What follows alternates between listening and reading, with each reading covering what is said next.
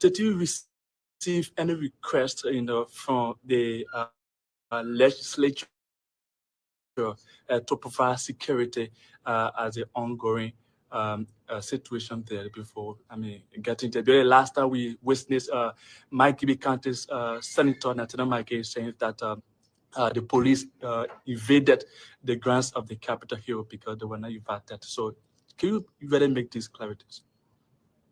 As long as this capital was peaceful, did you ever see the police just go there to deploy? No. We have only gone there because of the escalation, the tension there. As far as the issue of the capital is concerned, the government of Liberia gave us resources for intelligence, and they gave us a mandate to protect land and property.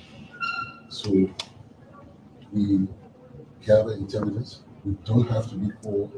If we're informed that Torgbean, a Liberian citizen, wants to take his life, we will get there and make sure that Torgbean, that Liberian citizen, do not take the life of that Liberian citizen. It is our mandate.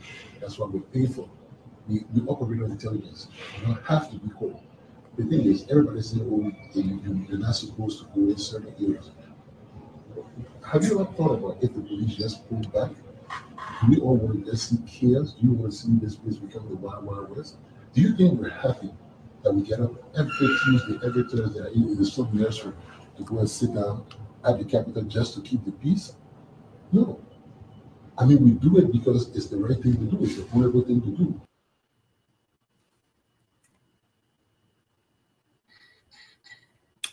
Yes. Good to see you, Mr. Gilman. How are you? Good to see you. Good to see you, Chief. Good to see you. Yes. It's good to see you. That was the police inspector general. That's right, IG himself. Yeah, Inspector General Coleman admitting that the police were at the Capitol building prior to the fire. He also said that they had intelligence, so they deployed manpower to the Capitol building prior to the fire incident. And so the question I've been asked, where was the police on the night of the fire incident? And even Representative Koga is alleged that he made a call to the Capitol building that very night. So the question has been, why hasn't Koga been called for questioning? And also why the police should not be held accountable for providing security at the Capitol building, and then the fire occurred on their watch. These are questions that the public and everybody is asking. But yet and still they have 3 persons in prison accusing them of committing a fire incident. But that's Liberia. We'll discuss that later on today. But I will start with what on my mind, Mr. Gilman. Something caught my mind. They say around 7 p.m. This is about 7 p.m. Monday night, New Jersey Senator Cory Booker took his place behind the lantern at the Senate floor and announced his intention to disrupt business as usual for as long as I'm physically fit, he said. The guy is about to break record. If the person that held the record for 24 hours, 18 minutes was the late Senator Tomalin. That's correct. Yes, he broke that record. But now, because he's still on the floor. Since last night, he's on the Senate floor, holding onto the floor. and I was had to leave the floor. It only takes bathroom breaks, and then somebody can come and one of his colleagues come and talk. He comes back. I was driving just now. I heard this guy talking. The guy is still on the Sunday floor. Yeah, he's still on the Sunday floor. He's on the Sunday floor, and he's still making his case. That's history, you know. I pray one of these days for Liberia to be like that, where somebody will get on the Sunday floor and disrupt business in the interest of the Liberian people. Where that person will say, well, as long as I have the willpower, the health to be here, I will sit on the floor, stay on this floor and disrupt business because of what's happening in the country. And he's about to make history, though. He's almost at a 20 hours mark. Because by 7 p.m., he will have made 24 hours. That's correct. He'll break Tom's Strongman record. But that's America for you, and that's why this country is the largest and the biggest democracy on earth. So we just on my mind, just observing what's happening in the U.S. Capitol. But before I go, let me welcome the great Sidiki Fofana, call him the great Diki of Africa, one of Liberia's best political minds, a man who I've known for many years, who understand the dynamics and dialectics of Liberian politics. He is here with us tonight to help contribute to the national discourse. So Sidiki is welcome to the closing argument, and we look forward to having an interesting interactive engagement with you as we all try to find what's happening in our country. But the argument, what's on your mind? Sidiki, what's on your mind? Well, first, thank you, my brother, for having me. Excuse me, Sidiki looked different today. He was here yesterday. No, not different. That about Siliki. They want a Sidiki. That's Sidiki. Okay. But man, Tomalin and the rest of you guys, it's great to be out here. I must start by, commending you guys for the fortitude. You know, I remember when you guys started this process, I sure many had thought that it was just probably a project that would have just lasted for a few time, but I'm so proud that how over the period of time you guys have become one of the major voices or center where Liberians can converge to discuss issues affecting our nation and put forward solutions. So I'm very proud of the effort. I'm very honored to be here today. I hope to learn a lot from you, especially from you, as one of Liberia's best, who have been in the business from down the line. And so we hope to share our own view as we move forward. But it's good having me, man. Thank you so much. Welcome. Thank you, Sidiki. Thank you. Chief, when you hear the great men and women of Liberia, when they praise you like that, they set you up, they come and hit you hard. But Mr. Geman, this man, let me tell you something now. This man, let me just give you a little bit about this man. Many people don't know. This man, he was the first, listen to me, the first national youth league chairman of CDC. This man looking at. The first national youth league chairman of CDC, Sidiki Fofana. He been around from the day the idea came about. So wow. you know where he comes from now. He been there. You know, he's not somebody where I'm telling you, he understands the dynamics of. I'm telling you, he's a major stakeholder when it comes to politics. If you negotiate in any kind of political arena, you want him on your team, man. I'm telling you, I know the brother good. Mr. Fofana, thank you very much for bringing forth a formidable opposition in the Republic of Liberia. So your legacy still stands, and it's something that cannot be erased. CDC has been there, is there, and hopefully the institution will make it such that it will remain after we have all left. Thank you very much for your service to the nation. Yeah, I think it was worth the effort that we remain proud of. I think I remember back in the days around 2003, 2004. No, yeah, 03, 04, around 05 when the country was getting off the war, and then we were about to go for our post elections. I think the general concern in the country was that people just wanted to evolve a process that could genuinely be able to address the needs of our people. And I think it was from that background that you have people from different walks of life. In fact, today, when I look around me and almost all of the voices you find today that are in our political space, at some point along the way where either came around the CDC. So it was just this big melting pot of national consciousness that we were trying to build. And so it was a very great movement. It reflected the desire of our people. Of course, obviously along the way there were hitches, there was some mischaracterization of the vision, but all in all, it was one that was intended to take Liberia at a different stage. And yeah, we hope that be the bedrock by which the vision will live on with those of our young brothers and sisters who may eventually take over, that the focus is Liberia and of Liberia. And so yeah, so it was a great honor to have been part of that process with great men like Tomalin George, of course.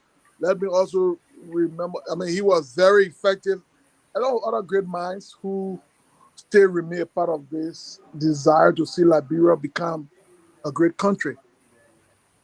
Well, and that's great because, you know, I wasn't there from the beginning. My evolution to the CDC came about in 2004 after the war. I was sent to Liberia with a late Dolo to go and help through the State Department for the DDR and the rehabilitation of the child soldiers. Okay. So it was through that time. And after a meeting, that was April the 4th, 2004, when I came from that meeting with Jack Klein at the old German embassy. Okay. I went to see a friend of mine, the late T.C. Gu. I went to his law office, and while we were hanging out, this taxi cab pulled up, and there's a gentleman that walked out of that cab. He looked just like Sam Unjoma. And that was the late Bacchus Matthews. You know, I'm a UPP person from way back. So he came out, and then I asked him after our talk, I said, Chief, are you running? Then he said, no. So I said, well, but he said, but I have somebody that will be running. So I turned around and I look at TC. I said, TC, it got to be you. Then TC said, no. I mean, I'm a lawyer. I make money from opposition and I make money from imposition. So I don't want to be into politics. Then Baker said, I have somebody who would take us to the promised land. Young folks that follow us all the way through. Then I turned to him. I said, but who could that be? And then T.C. Goose said, he has his eyes on a young man by the name of George Weah. And Bacchus Matthews said, all of you guys from the power days, from UPP, you have to support Weah. So when the chairman emeritus said that, we all turned around and said, well, we never met who George Weah is, but if the emeritus says this is he, then that's how it's going to be. So this is how some of us became supporters of the CDC. We were not there when you guys were doing the formation, but those of us that came around because our chair emeritus says, this is my choice. This guy is going to take us to the promised land. That meant a whole lot. This is how I became a supporter of the CDC in 2004, 2005 when I left. Oh, okay. Okay. That's it. I see what all of you people. I see all of you people. All of y'all. Most of them, when they always siding with CDC. Now I see that. Nasty. Then I came and then I met Ben Pham and all of these guys who were there from the beginning. And for some reason, Ben is so toxic now. When he talks to me, he doesn't want to hear anything about CDC. And I said, you can cuss all you want. My connection with CDC has nothing to do with your beef. Yeah, my support is different. You call Ben Pham now, you'll tell you. There is a story that goes to say that when Barker Matthew had decided to support the CDC, he had convened a meeting of the progressive at the time and said, look, we have been in this struggle and I think we have taken it up to this point. We think, because you see, I think for him, the definition of the CDC and the was about the very same people that supported him all along, the ordinary people, the people from the slums and the towns and villages. So I think he could easily identify with that arrangement. And so he thought that it was just a continuation of the struggle that they had started many years before the CDC. So I think that was part of the reason he thought that was the way to go. And he spoke to most of the other guys who he thought that, look, let's ignore the personality, let's focus on the vision. There has been our vision. Many of us have gone to jail, many of us have lost comrades along the way, but let us keep up the fight. I think that was from that background that he came. But again, it's understandable that along the way, some of our colleagues, some of our people who feel disappointed and have reservation. That is why it becomes very important that the CDC must approach its recalibration very intentionally and intensely, to be able to address some of these things, not necessarily the individual disagreement, but those fundamental value systems that shape the party's formation, but most importantly, to reestablish the party's general focus. So I think it's from those points that some of the comrades raised these concerns, and I think we that's something we can't dodge. We can't put on the carpet. We have to approach it. We must intentionally discuss it. We must find solution. We must find clear vision roadmap going forward. Hopefully, we can do that within a reasonable time frame. But it's something we have to do. I know before you go to Mr. Peabody, one of the things that he told us, and I wasn't ready at the time, was you can't preach change and sit in Florida, Jerome. You got to be on the ground. And here I was not ready to go on the ground. So I told Ben the same thing. You can't sit in Vancouver, you can't sit in Canada and expect things to happen. You have to be on the ground. If you look at Tomalin, Ben, we can say all we want to. If you are not on the ground, okay, the Jewish people call it boots on the ground. If you don't have your boots on the ground, you can talk all you want to talk.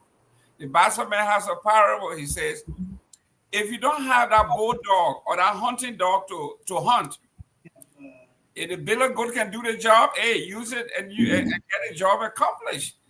If you know leadership and you have the love of the country, you have solution. You can't sit in Canada. I can't sit in Miami, Florida here and want change and I'm not there.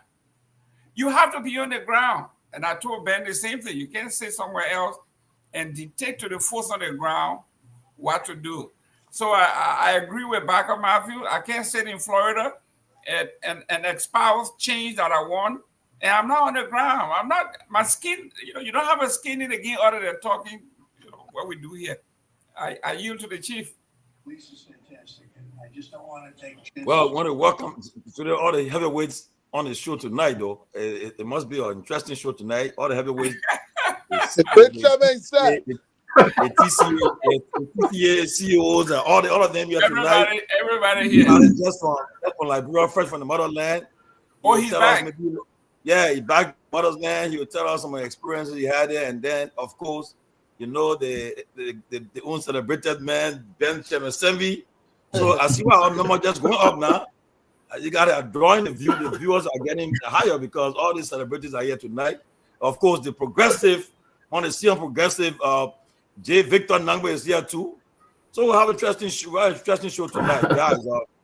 Welcome. But before I Peabody and Ben comes, let me just we'll talk about the bad. That's all the good news about the government today first. I just got a good news from the Minister of Foreign Affairs.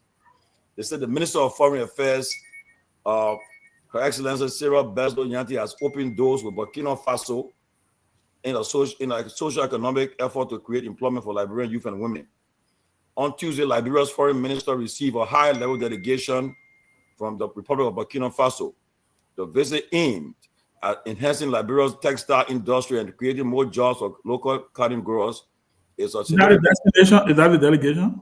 Yeah, it's a delegation there. Yeah, it's a. No, sorry, I'm not taking a dig. I'm just asking. It's a significant advancement towards Liberia's arts and culture and comes on the heels of the visit of Foreign Minister Besdo Nyanti to Burkina Faso, where she invited her team to come to Liberia to enhance the textile industry. It can be recalled that in addition to the minister's direct request to Captain Ibrahim Traore for the fostering of South-South collaboration and African-to-African investments, the president's special envoys on investment and tourism, Ambassador Mohamed Ba and Ambassador Christopher Onaniga, also held engagement with the private sector, inviting them to invest in Liberia. In fact, Ambassador Onaniga will be our guest tomorrow on the closing argument. Why are you reading his press? No. They want to kick for the foreign ministry. Don't mind me. I just busy with you. Guys.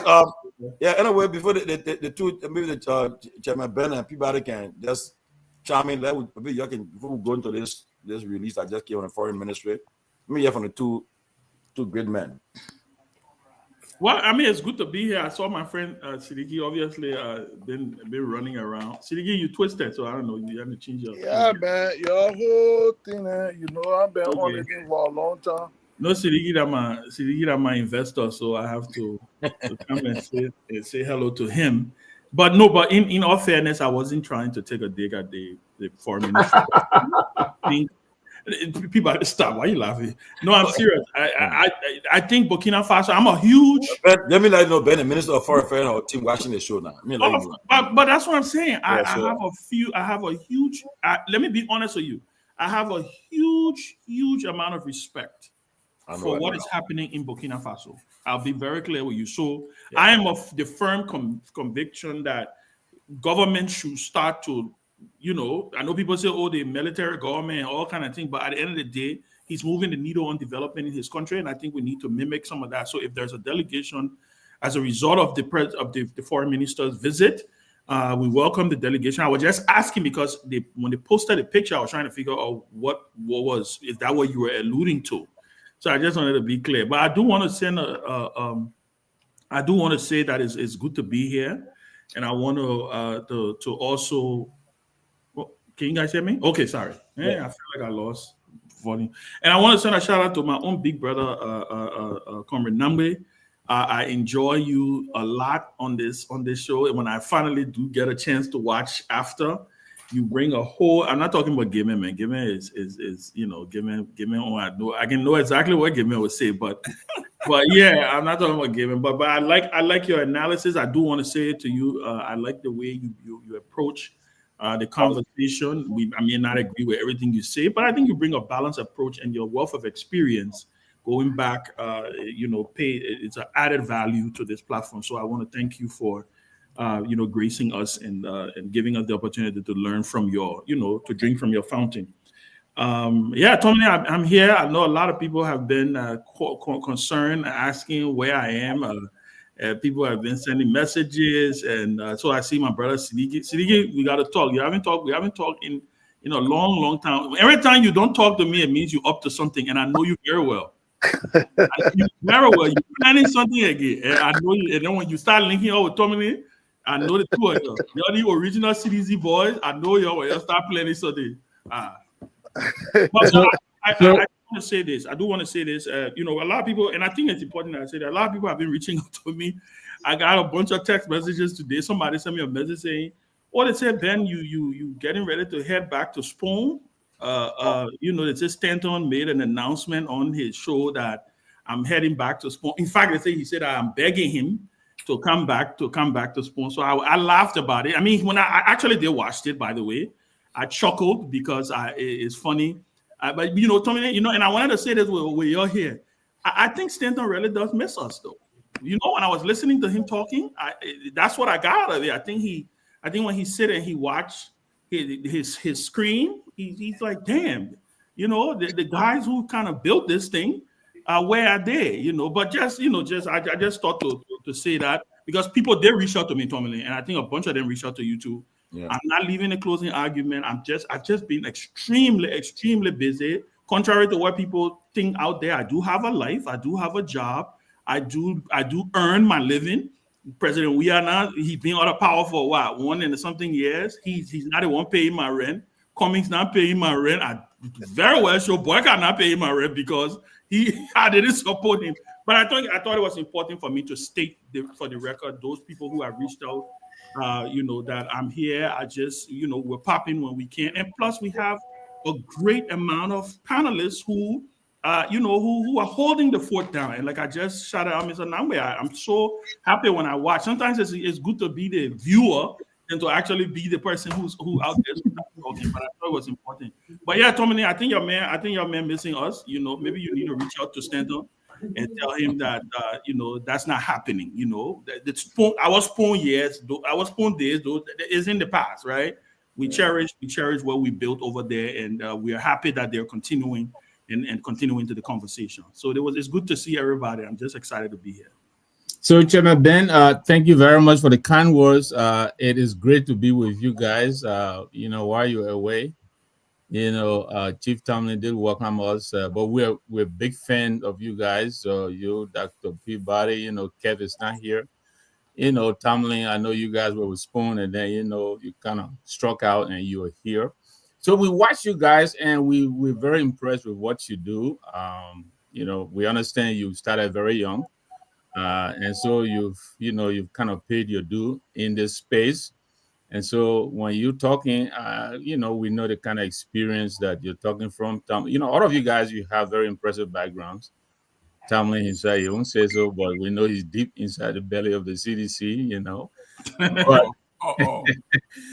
but it is an honor to be here with you guys. We just want an opportunity. We think too many people are trying to tell our story, you know, the progressive story. There are a lot of people who are beginning, you know, the revisionist historians are beginning to sound as though tackling and taking on the TWP was a mistake, and that we started all this, and because we started all this, look where the country is, and we think we need to come out here and explain to our people what was before the 1979, what has happened after the 1979, where we are today, and why, for instance, a George Weah can be president of Liberia today. If Joseph Boakai can be president of Liberia today. We think our young people need to understand this. If you were born in 1979, today you're 36 years old. These are the people who are actually running the government now. But do they really understand how this space really was created that we're all enjoying today? We think people are beginning to take this for granted. So every opportunity we have, we think we should come out and you know, try to brush up our young people. So it's an honor to be here. Before you go further, let me. And I keep saying this, hundreds of billions to host a show of this magnitude day in and day out for 1-2 years nonstop, you guys deserve a break. Thank you, Jerome. Every time I come on here, I tell them, if you can help out. If you love this show, help out, because these people got families, they got children, they got bills. Look at Honorable Peabody has to sneak out of here, go to Liberia to do things, which is an extension of the mindset of providing information services to our people. So to sit here for a whole year without spending time with your family, you can't go on vacation. So when I come here, my service is to give the guys a relief. Take a week or two or refresh, come back better and bigger. Okay? At some point, Tomalin will have to leave for a month. Somebody picks up the mantle and we do that. That's how you will remain fresh. It doesn't mean you have abandoned ship or you have left. But folks have to know that this is like babysitting. I understand it because I'm a business person. When my bus driver doesn't come in, if I can, I will drive the bus. Mm-hmm. The last time the maintenance guy, wife had a problem, he didn't come in. I was getting guests. I had to come in here to make sure the floors were clean, the bathroom was ready, everything was ready before my guests arrived. When the kitchen staff was not working, I'm a master man. I know how to cook. So I had to go in there and cook for staff. And this is the same thing we are talking about. This is like a baby that you got birthed, and you go to babysit, and you don't have time to leave. So finally, when you have a day off, we have to worship, and the monies that you guys have done an amazing job, because you are not on a house arrest to say you're forced to sit here. But you did it because you love the audience, you love what you're trying to do. And I'm very, very grateful that you guys were able to do this. Peabody, welcome, Grace. Thank you. So who on the house arrest now? I was hoping Grace did not. Yeah. You see, Benji accused me that he know where I'm going. I didn't go there. And that's the reason why I myself wanted to ask him, but I just said, let me shut up. But I knew they were not going to pass off. I just knew they were not going to pass off. Oh, Lord. But let's hear from Peabody before, so he can. Thank you, guys. It's so good to see everybody. I don't know whether you guys can hear me.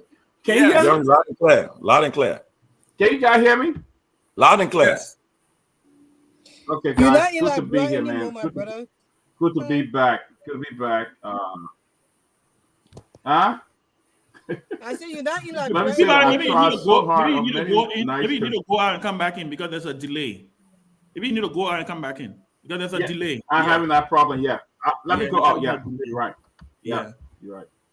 So. Maybe your computer still used to Liberia. Still used to it. They're trying to catch up with the high speed internet here. Our country making progress. Maybe he's still on Starlink from Morovia. Maybe he's still on Starlink from Morovia. The LEC just came back.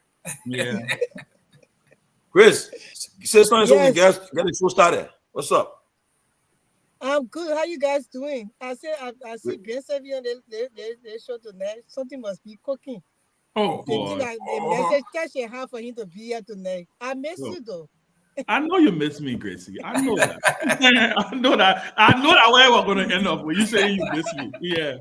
You just have to miss you, but I'm happy to see everybody. The by-elections in Nimakande is on my mind.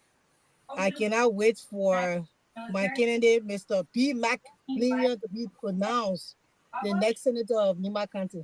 That is what is on my mind. Wow. Madam Chair Lady. So that's good. If we just talk about the Ministry of Foreign Affairs. Sarah's welcome. Foreign Affairs. I want everybody to get 1 minute to take on the Ministry of Foreign Affairs, welcoming Burkinabe delegation to help in our textile industry and to provide jobs for the people of Liberia. So what's your take on it? 1 minute each. So I got one quick question for you. Since you answering all the questions of the Ministry of Foreign Affairs. No, I answering the question. Oh, okay. I just want since you read the MOU, maybe you read it. I read it. They released it, sent to us. Very good, very good. You said they're coming to help with the textiles industry. What are they coming to do? Open your textile factory? Are they taking workers from Liberia to go working in Burkina Faso? What is this? What is this about? I mean, because the press release is vague. I saw it. The good thing is that the ambassador for tourism will be here tomorrow. He'll be our guest, and so at least we'll be able to go down or get more information on that visit of the Burkinabe delegation. So I'm sure. Okay. Looking ahead to tomorrow, April 2nd, 2025, we'll go down. Somebody guys in the background. All right, guys, I'm back. If you guys want me coming now, I can come on. Yeah, buddy, go ahead. Everybody, please mute. But first, let me thank all of you guys, man. You guys have done a great job. To me,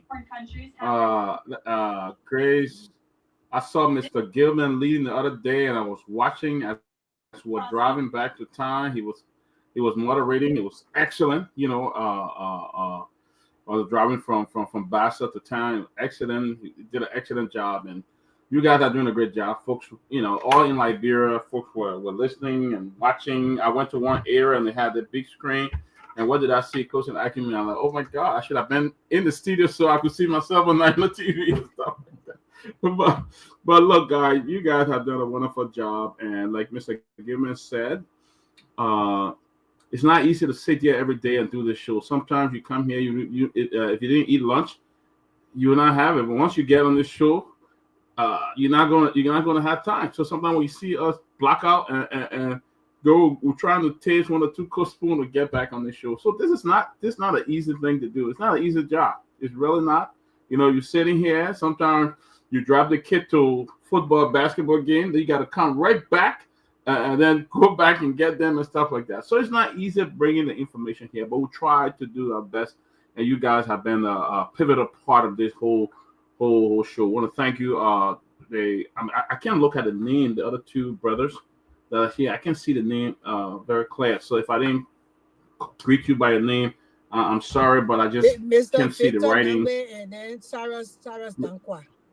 Victor Nangwe. Okay, Mr. Nangwe and Saras, it's good to see you guys. Welcome to the Closing Argument. Thank you too for your contribution. That's what this show is about, to bringing people, not for people who will contribute to the Closing Argument. And you guys have been a very strong contributor. I appreciate all of you guys. But it's good to be back, Grace. It's good to see you. Chairman Ben, it's good to be back from Liberia. It was for me, my part, it was a very successful trip because I was on a charity mission, and I think we accomplished a lot there. The last 10 days, going to Nima, Bassar, Bong, around Kidman area, all of that. It was very successful. So, most time when you give back to your country, people think you want to be a representative or senator or something like that. Not always the case. Some of us were called to do certain things, and that's what we always do. But I'm not into wanting to be a representative or want to be a senator. I just felt that growing up, some opportunity that I didn't have, so I'd rather share with other people so they can have that opportunity. But it's good to be here. Liberia is still, I think, 30%. I really, it's a whole lot going on. There's a lot of division. There's a lot of hate, going on in the country. And, but we'll talk about that more. But again, good to see everybody, guys. And I can close and I can. Can you put your phone on mute? Somebody. Yeah. So anybody got anything to say about quickly about the Burkinabe delegation? Then we can jump on the president. He made a stop today on Benson Street, buy some produce. We'll talk about it too, but we'll move on to the other issue. Tomalin, I think I would like to say something. Okay. Even though I'm not too sure you provided sufficient information surrounding the purpose of that visit, but when you have been around government for a long time and you see these things just being repeated, it only then say to you, how disappointing it is that our leaders approach the issue of investment and job creation. So first of all, is that a bilateral or multilateral agreement between the government of Liberia and Burkina Faso?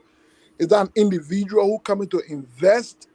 And also when you see these things, one thing then you end up leaving, you end up thinking, is there another photo shoot kind of arrangement, one ambassador or one person in government want to, through Facebook or through social media, pretend as if to say they are working? Because that's not how you engage when you talk about investment into a particular sector. Are you coming to the investment commission to tell us what the nature of investment is? Liberia signing or bilateral agreement with Burkina Faso in the process of textile? What is our own textile industry in Liberia in the first place?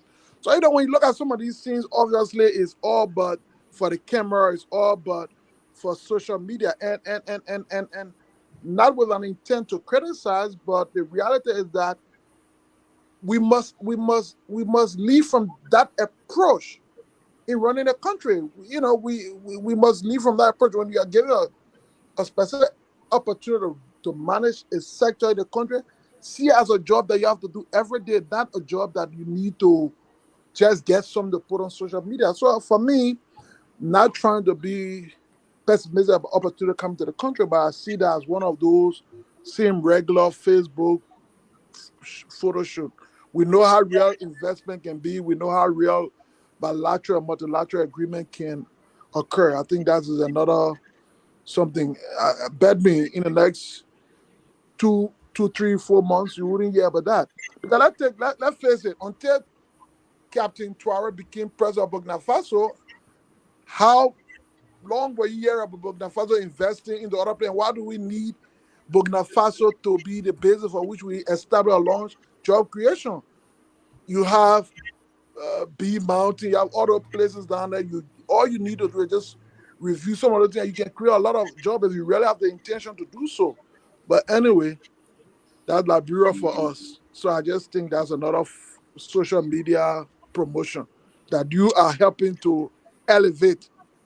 That's correct. No, but I'll before the next person come out, I'll disagree. We all know many of times recent times we've been always looking at Burkina Faso, say, oh, look at what Ibrahim Traore is doing, what he's doing.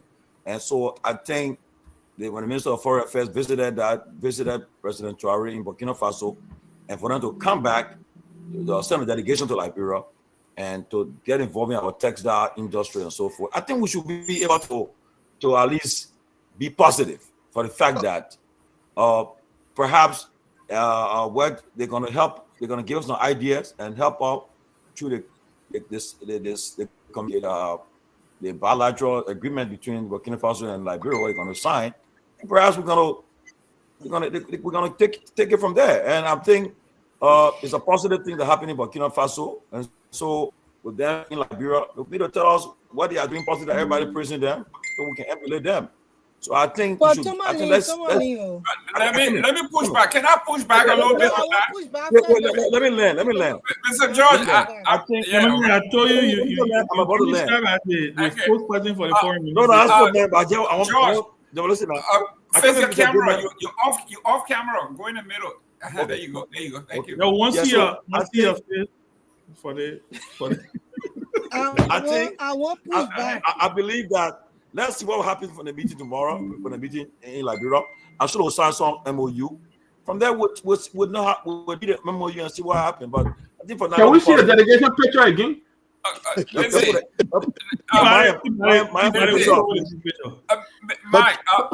George. Mr. George, let me chime in before Grace comes in here. Listen, I don't want to be pessimistic, but we got to be factual. Several months ago, the political advisor to the president, Madam Cooper, right? She had some buses in front of the executive mansion saying they were bringing buses and job creation, all of that stuff. And they made big news that buses were coming from Ghana. And you know how that materialized. You saw yellow machine being paraded in Monrovia. That took the headlines. And you know how that ended. The particular Minister of Foreign Affairs were on national TV with a scholarship program, a scholarship scheme that was supposed to give scholarship to thousands of Liberians, and even went as far as taking money from these children. It turned out that it was a complete scam. We have not seen any legal documentation that binds Burkina Faso to Liberia. Liberia does not have a textile industry, so we cannot be enhanced. We want to look at the language. We don't want to split political hair here. Do we have a textile industry that can be enhanced by Burkina Faso? No.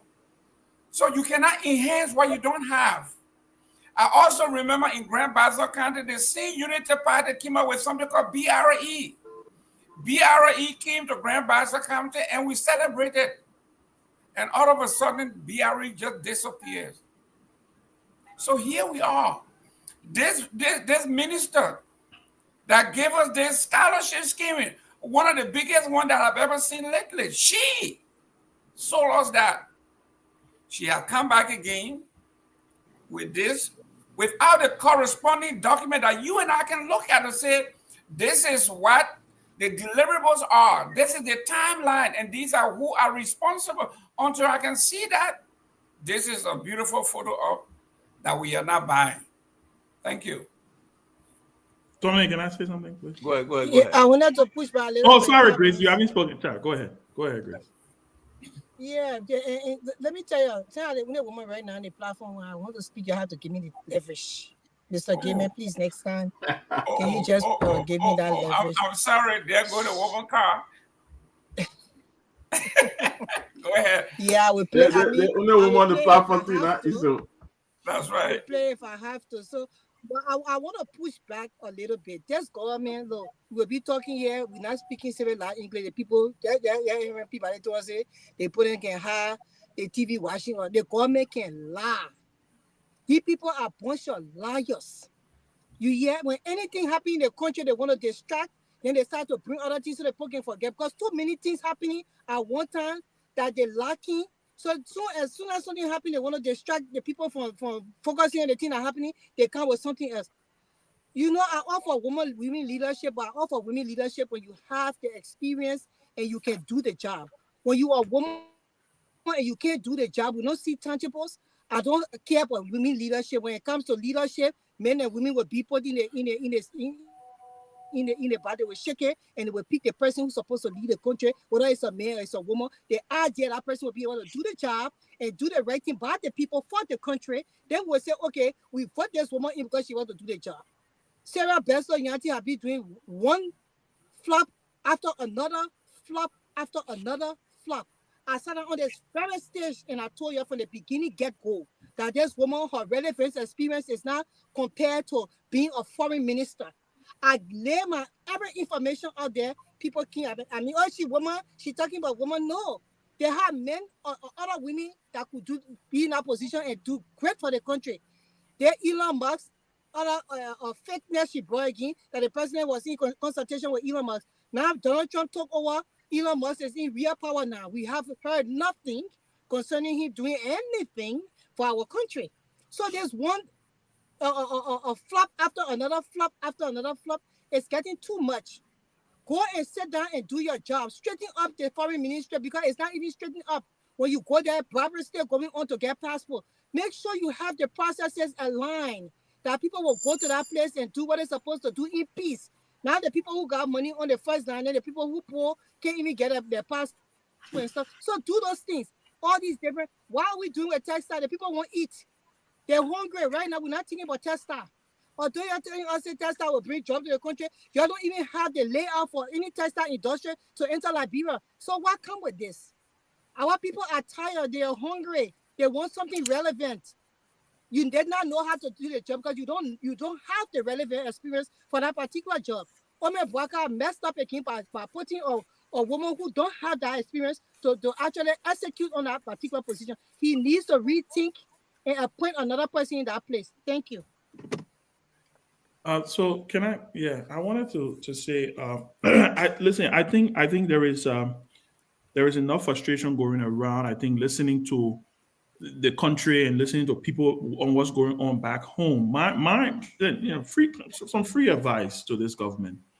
I think one of the things, and that's the reason I asked the question, and I wasn't trying to say, Tomalin, you working for them. I mean, but you the lead host. So I was asking because we had not seen the MOU. I thought you had seen it, but apparently you probably have not. And you were just reading the press release, which I saw, by the way.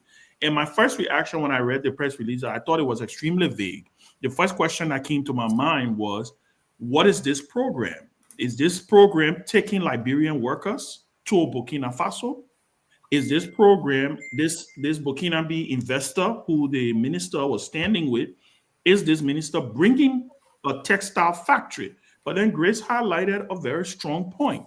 If you're bringing a textile factory into Liberia, have we solved our electricity problem? One of the reasons why we have not been able to industrialize and the skill that we need to industrialize because we have an electricity problem in the country, right?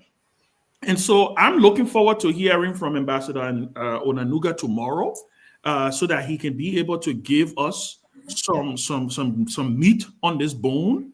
But my advice moving forward is maybe they do need to slow down with a little bit of the portraying of the photo ops and stuff like that, because like everybody has said, there's been numerous of false starts. There's been false starts, and sometimes false starts are okay because people are able to learn from it, right? The only thing I would say is that we do want progress to come to our country. We do want to see people, we want to see our people get jobs. We want to see our country get industrialized. The thing about Burkina Faso, Tomalin George, is that Captain Traore is being intentional about the things that he wants. He is intentional about the things that he wants. The other day I follow him on Facebook religiously.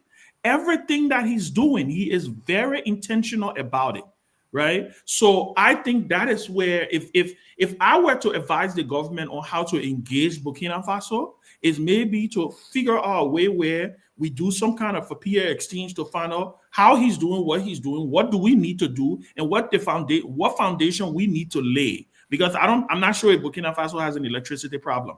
That's the reason why they're able to go onto the industrial scale. That's the reason why they're mechanizing their farming, and they're providing jobs opportunity for their people. But I don't want to shoot it down. I don't want to say, well, it should not come. I do agree that we do need to look at new frontiers, but we have to be smart in our diplomacy.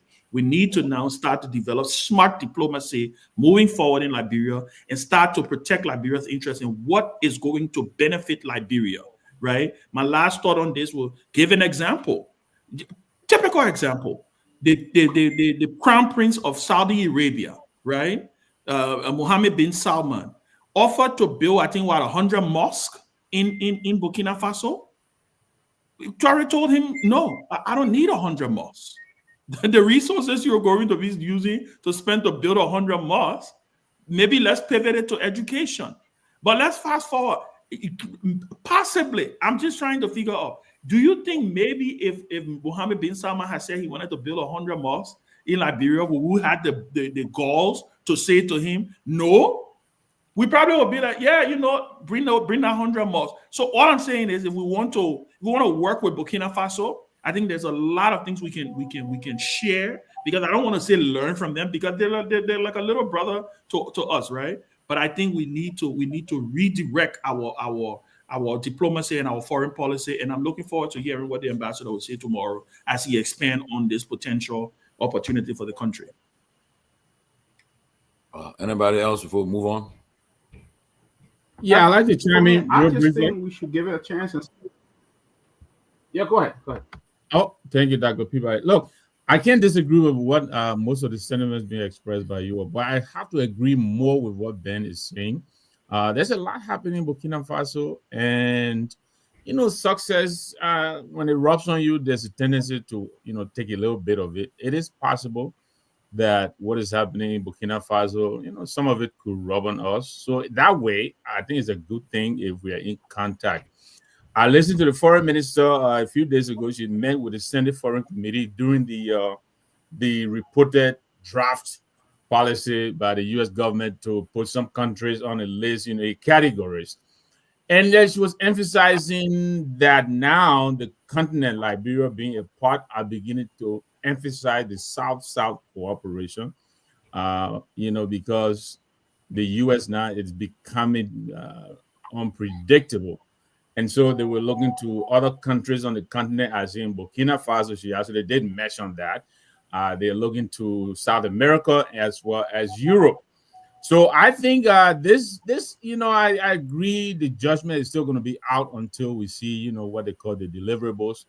But I think this could be, something to actually look forward to. Of course, I don't want us to replace one benefactor with another, replacing the U.S. with another president who will continue to give us handout.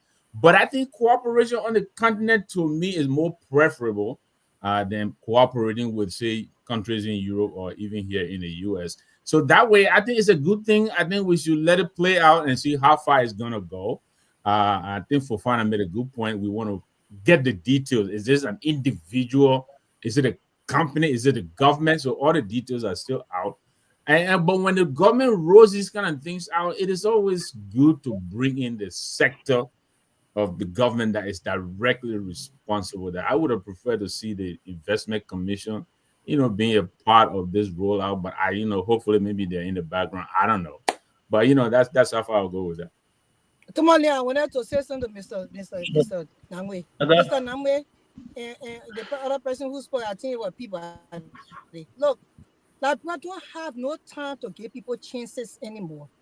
You people are still giving people chances. Our people are dying. See this country go down to the slump.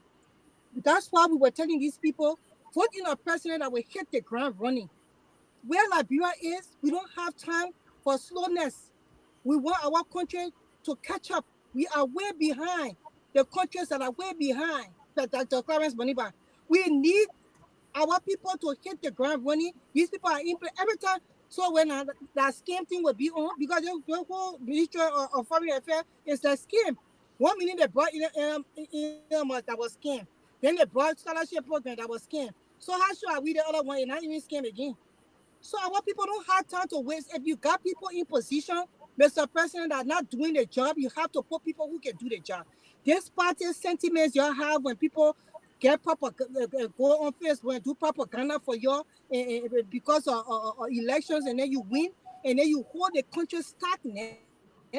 You hold the country, by the throat, because you have to now hire people who voted for you, a crowd who was there behind you. That time is supposed to be gone. We need people in those positions to execute in a way that our country will survive and develop, and our people will have a chance in this life. People are dying in the interior for not drinking clean water in 2025. We don't have time to come West Time, let's give her a chance. Let's see what No, we're not giving chances anymore. Like, we're giving chances. Ever since I've been giving chances. We tired giving chances. We need people who can do the job to come and do the job. That's what we need. Ome Bwaka, we are telling you, our country has digressed. We don't want to hold anymore. Our family people there, our friends in Liberia, they are dying. One of my good friends, when they say in school, were on top of things. Smart girl. For her to even text me and say, Grace, can you please send me $100, man? I even eat soup for a week now, be eating dry rice. What is that? Then we should can't give people a chance who already came and boy live their life. They go down and they didn't want to do the poor job. We ain't giving nobody a chance. He needs to rethink and put somebody there. I bet you will come by here and tell us the whole test thing is a scam. And we here. So, Grace, I totally agree. This government has at times gotten off, in fits and starts, and sometimes even some false starts. But look, we have them here for another 4 years. I don't think we wanted to stop trying. I think they should keep trying. Yes, they will make the mistakes. We'll tell them, but if they're doing something that looks like there's some prospect in it, I think we should let it play out. I don't think we should tell them to stop. So then why we told we have now? Because people said they knew everything. These people said they were rescue mission. They have both people. They make their 40 years in government experience. And now he now buy $1 million car. We even know who the price. They say I not come out to tell us how much they may pay for the car. They feed it. Like bring people, we should just they already there, this and that. But that's the reason why when people for that job we are, because our chance when they was so get to job we are, because job we are never have any government experience. So he was trying at least. So now the people who supposed to know that they can't get a chance again for another 6 years, that they change again, change will be giving everybody. There are people dying in interior from common or we need dying from childbirth. No. Waka need to rethink his government, his cabinet, and remove those people that are not doing anything, and bring minds that are able to build Liberia. That's what he needs to do, and stop the whole policy thing and gross that he was keeping in hand for people got people on blacklist. All the people you got on blacklist, I didn't want to know how to do the job. Just so you know, let me just let you know that. Well, like we said, tomorrow we have the special envoy for the president and tourism guy tomorrow, which will maybe help us to unpack the visit and of the delegation. But Sarah, before we move on, you got anything to say about that before we move on? Yeah. I just wanted to add up to what has been said. Like Mr. Gaiman rightly said a few days ago on this very show that the UP is playing smart game here. Each time there is something serious that the country attention is focused on. They will bring something. They will bring something new to divert our attention. And one of which has to do with the Burkina Bay investor and all of that. So I'm sure that gentleman, I'm sure is not investor from anywhere. They are just doing those things. They share more pictures on Facebook to give our people the impression that the woman is working. And I heard Sis Grace when she said the government is slow. They are not slow. They are only slow when it comes to carry on reform across the ministry and agencies. But you can see slow person buying $1 million car Lexus this time where people are dying with hunger in Liberia. Have you ever seen a slow president buying such car? They are not slow. Everything about them are strategy. And those who voted this woman, they should be the one asking themselves, what should be the way forward? Our people are suffering. Why is it they are even talking about Burkina Faso coming to invest in Liberia? Does Burkina Faso even have the resources to develop their own country? The gentleman is just doing his best because he's sincere. He wants to serve his country, to leave another legacy, like what Sankara did for their country. And Barker is the one to be learning after him. So they just want to bring them in the country to cause impression, but the harsh reality is that nothing will happen. It will just be the same as the China MOU that turned out to be a complete fiasco. So that's just a point I want. Okay. Okay. Sorry. No. So I just wanted to end on that, and I think again, like what Mr. Nangwe said, and what the other folks are saying. Look, whether we like it or not, and I think that's where Mr. Nangwe is going with this, is this we still got 4.5 years, or another 3.5 or 4 years before we get into electioneering again. We still, listen, I never supported this government. I never supported this president. I didn't vote for him. But hey, do I want him to fail? No, I don't. Because I don't have 6 years to waste, right? Whether I like it or not, the Liberia that Joseph Boakai government is leaving behind is the Liberia I'm going to inherit. Joseph Boakai is at the end tail of his life, right? He's done. He's been there, done that. So it's in my interest for me to want to see him succeed, to want to see him do the right thing. Now, does it mean that I cannot be critical and critique him? Yes, I am going to. And I do agree with you, Grace. I think the president needs to rethink his cabinet. I think it's hard time. This was one of the same challenges that President Weah had. This is one of the things that people hit hard on President Weah for. His ability to just let people slide in these positions. And guess what happened? People got very comfortable. And it became a norm during the Weah presidency. All you had to do was just stay quiet. He will forget that you even exist. You don't want that. That's not how you don't want that to continue. And I see this government treading the same path, right? People, the last time I checked, and I'm standing to be corrected again, I saw ministers of this government signing performance contract with the president. It was done publicly. The president should review those performance contracts. Did they deliver? What percentage of what was the percentage of the performance contract that they have delivered on? When you get a job and you sign a contract with your employer, if you don't deliver, they show you the door. They don't sit down and say, oh, so that's why I probably agree with what Grace is saying. This is not about sugarcoating or babysitting officials.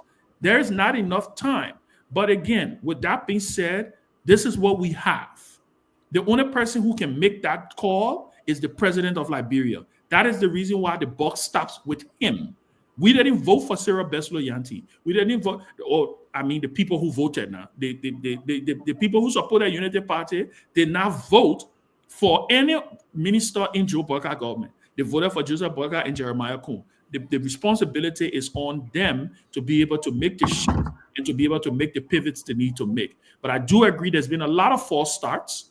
I do agree there's been so many things that have happened over the last 15 months that it is a wake-up call to be able to stand up and say, hey, we need to hit the reset button. And governments take this for granted. By the time you look, elections is right at your doorstep, and then you start to be on the defensive. But we wait again, like I said, I'll wait to hear what the ambassador will say tomorrow, because I'm interested in knowing what is in this deal. I want to know what they're bringing. When you say the textile industry, we don't have a textile industry in Liberia, at least that I know of. If there is one, you'll let me know, right? But I want to know what is in this. Are they taking Liberian workers to Burkina Faso, or are they coming to open a textile factory? Those are some of the questions, and I will make it my duty to be here tomorrow to ask him those questions. Everybody has said, everybody has spoken, but let me also say here that I want to wait and hear and see what they're going to say tomorrow. I just want to wait and hear what he's going to say tomorrow. Hi, this coming, Burkina Faso textile industry, a country who's pretty much recovering as well. Burkina Faso is recovering, like Sarah said, but if Burkina Faso can even support their own citizens and the opening textile industry, or is that a business person in Burkina Faso that want to come to Liberia and really invest? You talk about half-hour delegation. I'm not going to question it. I'm not going to say anything. I'm just going to wait tomorrow and see and get the information before I come over and talk. Mr. George, real quick. Yeah. You noticed that yesterday we had a major fire.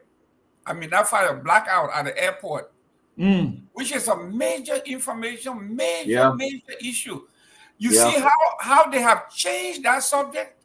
Yesterday we were talking about it, a major issue. National security, our international image. You see, we are not talking about it today. We're talking about possible textile.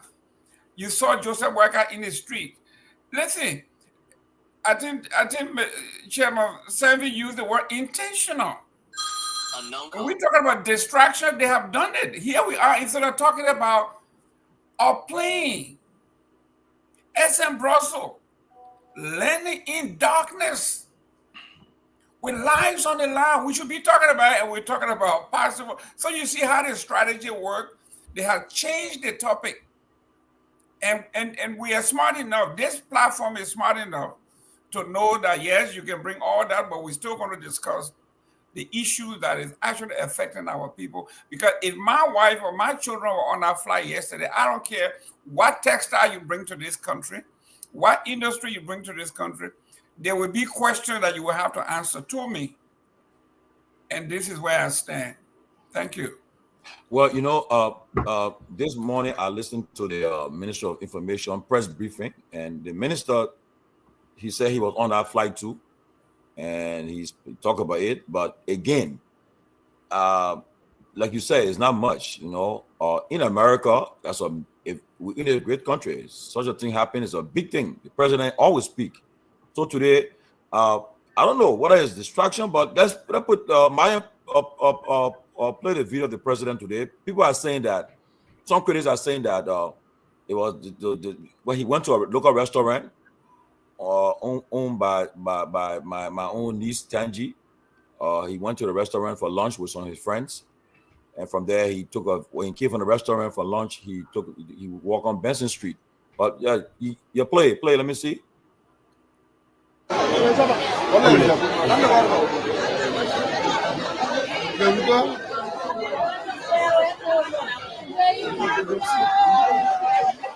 Good afternoon. This is an impromptu stop.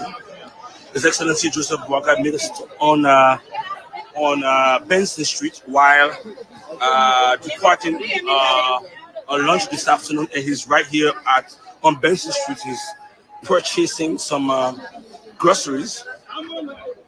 The president is here with a team, and they just happened, by the way. He decided to stop here and pay a visit here. We're on Benson Street,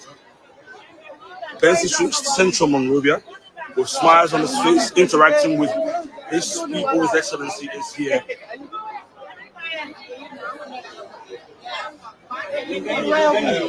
And he is also moving this way.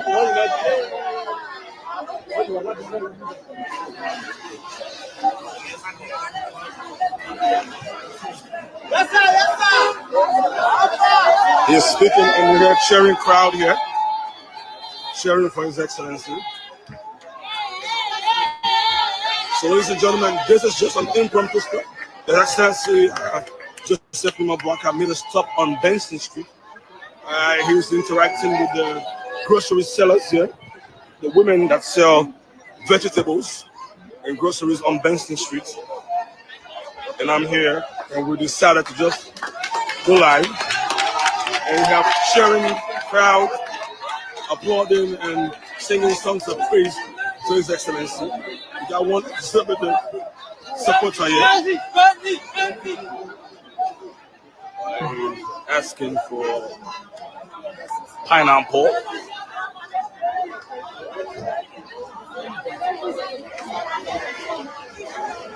So the president is here to buy some groceries for you. Are you happy to see the president?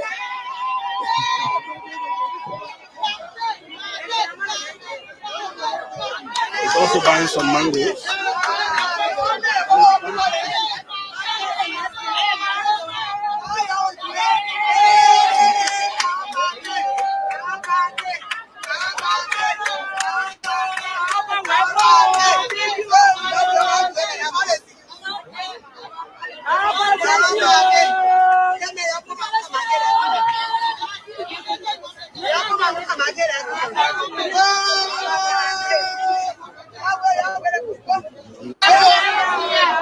So the president can buy for you. How you making your feed today?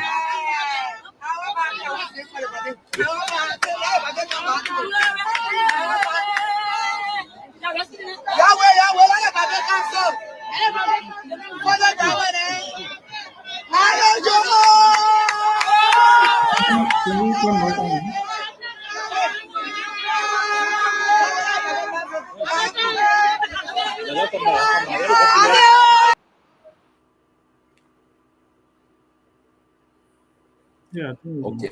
Okay. Yeah. That was the president. After he left a local restaurant, he went to he stopped on Benson Street. Now, there were a lot of talk that came up. Some people said it's distracting about the car issue, the fire incident, the legislative incident at the airport, whatever the case. But some people say, well, the president is going to the people, meeting the people, engaging them. So sometimes it's good to leave the executive mansion to go down to the people and interact with them, the people the local people. So, but what's your take? What's your take on this from local restaurant to the market to buy some food? What's your take on it? Look, Tony, I feel that there's a distraction. Yesterday, hundreds of people would have died at the Rabat International Airport. Those are things that the president should be discussing. There's nothing wrong with him going to a local restaurant and patronizing Liberian people, but look at the major thing that happened. I understand FM Brussels gave them a strong warning yesterday. That was so disappointing. I understand that it was not any technical problem. It was due to no gas being in the generator or no fuel being in the generator, and the light went off. And these are great concern. So I mean, he's the president of Liberia. He can go to the people, he can go around, eat and stuff, but that's something he should have addressed. We should have got a major statement from the executive mansion today about what happened at Roberts Field yesterday.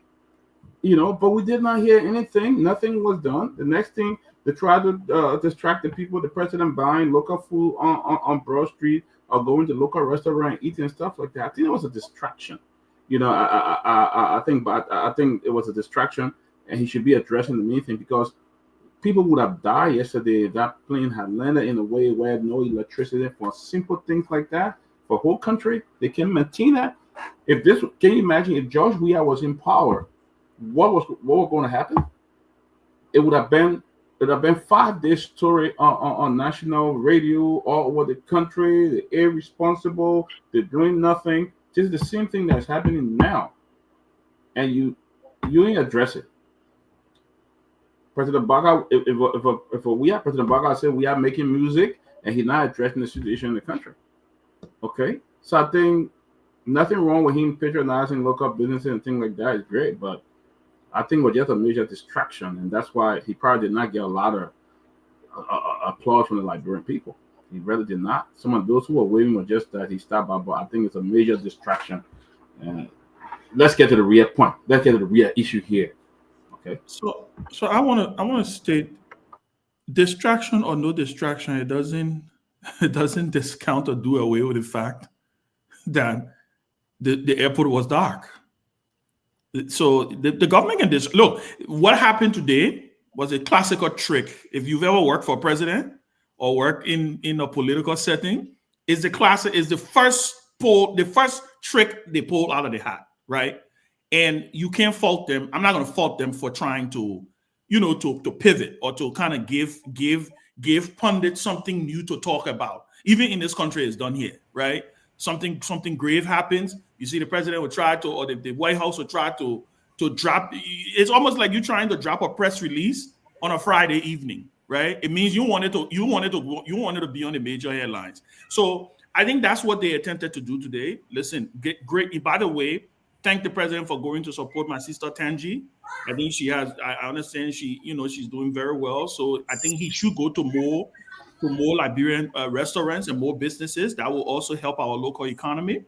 But what I did expect, and I'm getting to the point where I'm hoping, everybody say, "Oh, would you have heard the president speak?" Listen, I didn't even got to hear the president speak. What I expected for something like that grave that happened yesterday at that airport, I don't know when it happened, but by 7:00 this morning, a press release from the executive mansion was supposed to be announcing that the entire leadership of the Roberts International Airport is gone, or either suspended or something.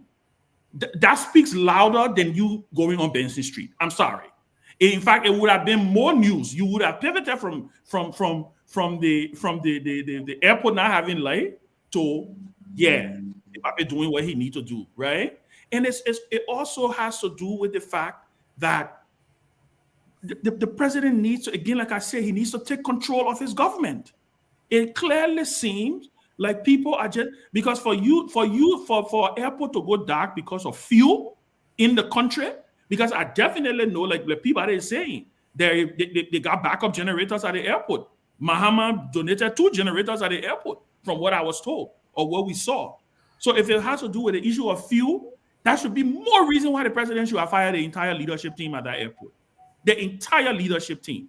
That if someone forgot to provide fuel for that, for the airport, and the airport went dark, putting at risk thousands, hundreds of Liberian citizens and foreign nationals in the Brussels airline, I think heads should have rolled. But again, President Joe Boakai, the ball is in his court. So whether they want to pivot or not, for me, I think at the end of the day, it doesn't distract, or it doesn't say anything that what happened didn't happen. That's just my thought. Yeah. Okay, Tomalin, so I want to come in. Yeah, go ahead. I don't want to get in trouble. Go ahead. Right. Yeah, you sure don't want to get in trouble. But look, I would say that's why I want to come to the screen so I can look at my face. Good. I don't get, Liberians, we are not truthful to ourselves. This president, when the pivoting thing, they are not good at it. So you need to get a whole strategy team to show you how to pivot. Because Ben Sanvee just told you it. That was, you could hire him for a contractor. When you want to pivot, you start to focus on what really happened and what can you do to change the situation. Those people were traumatized yesterday. You never said anything, and you go to a restaurant, or a local restaurant. The person who owned the restaurant friends, so they put him, their best friends. So therefore, it was not local for a lot of Liberians. So let's just say we happy that you supported her. That's good, but it's not local. This is connection. If you just went to Lapabido, then we're going to say it's local. Let's just be clear here. So the part you did, it was all another way to pivot, and it was planned, and it's a shame on your government again. Although you went on the street and bought some 1 or 2 things for those poor people that you bought something for, but maybe you could have donated to their businesses while they were on that street instead of just buying from them. Donate some money to the market, we may help them. So at least they say you did something different. So the government is not good. They want to try. I still cannot fathom how these people were so much. They broke people of Liberia. That they were coming into. Somebody can you mute your phone? If you're not speaking, that they were coming into Liberia. They were coming into power to do everything differently, but they're even doing stuff worse. And we will not sit here and complain all day, but we'll just sit here to say the truth. For me, my focus is to talk the truth for Liberia to be free. That's what I'm here for. And that's why I would not sugarcoat or gym thing. I don't care who it is. I don't care where you're from. I will speak the truth. So the thing is, what he did is just another slap in the face of the people. That's it. For people to be traumatized from that kind of thing that happened to the airport, and then you go passing around the street and I'm like, oh yeah, you there or trying to support a local restaurant or business, whereas we know the contacts. That was not in their support. We dare you to go to another restaurant where you know the woman from nowhere and she got no connection in the government. Then we'll say, yeah, okay, Joseph Baka did that. So I just wanted to put that in there. Thank you. And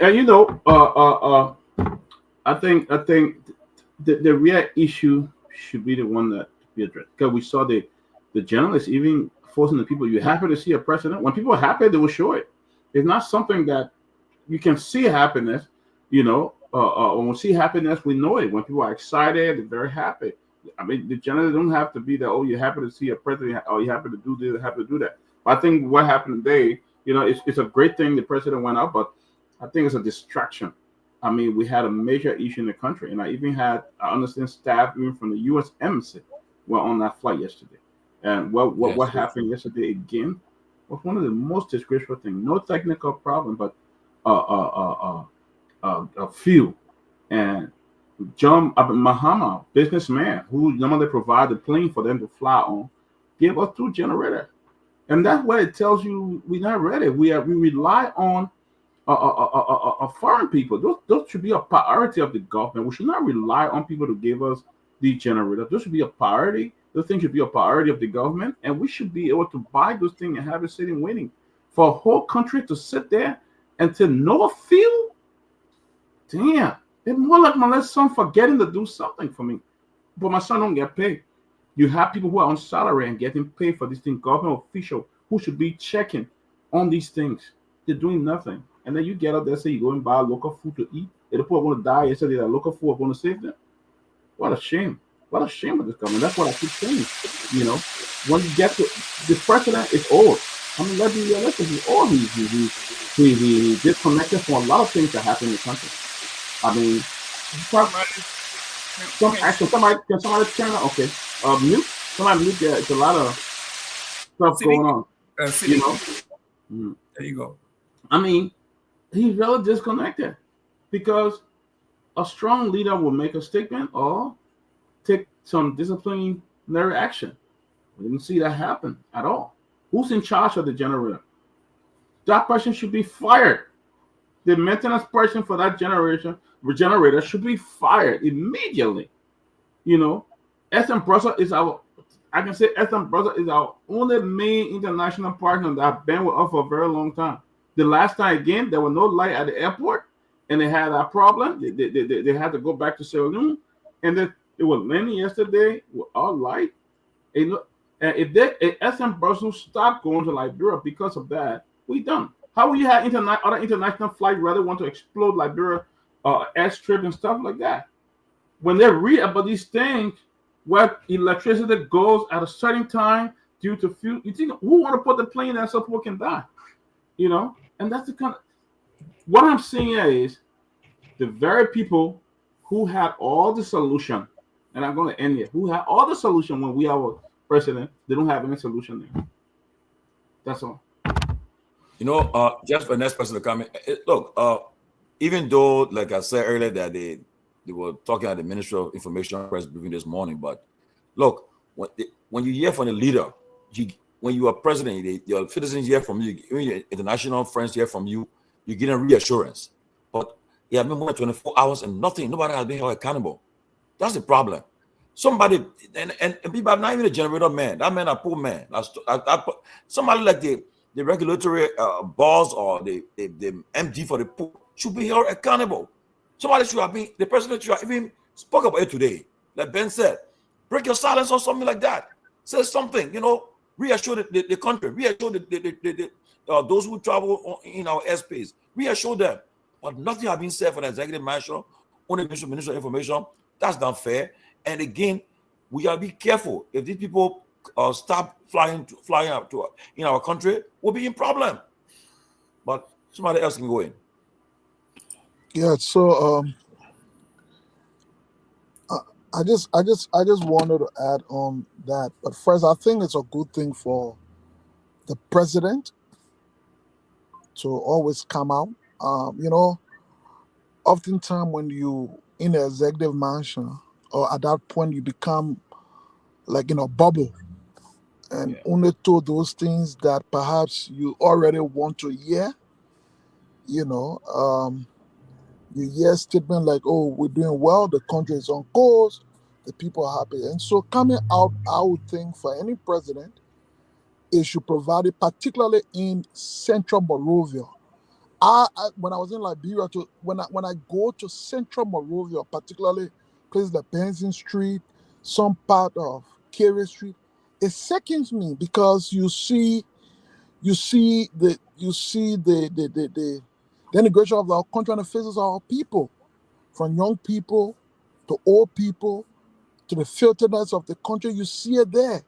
So it's a good thing for the president to come up. But then the thing is, what do you carry? What will you carry back when you go out? Because there is no way, consciously, a president who enjoys everything will come out for even 30 minutes in Central Monrovia, and it doesn't prick your conscience that you want to have a reflection on what is happening.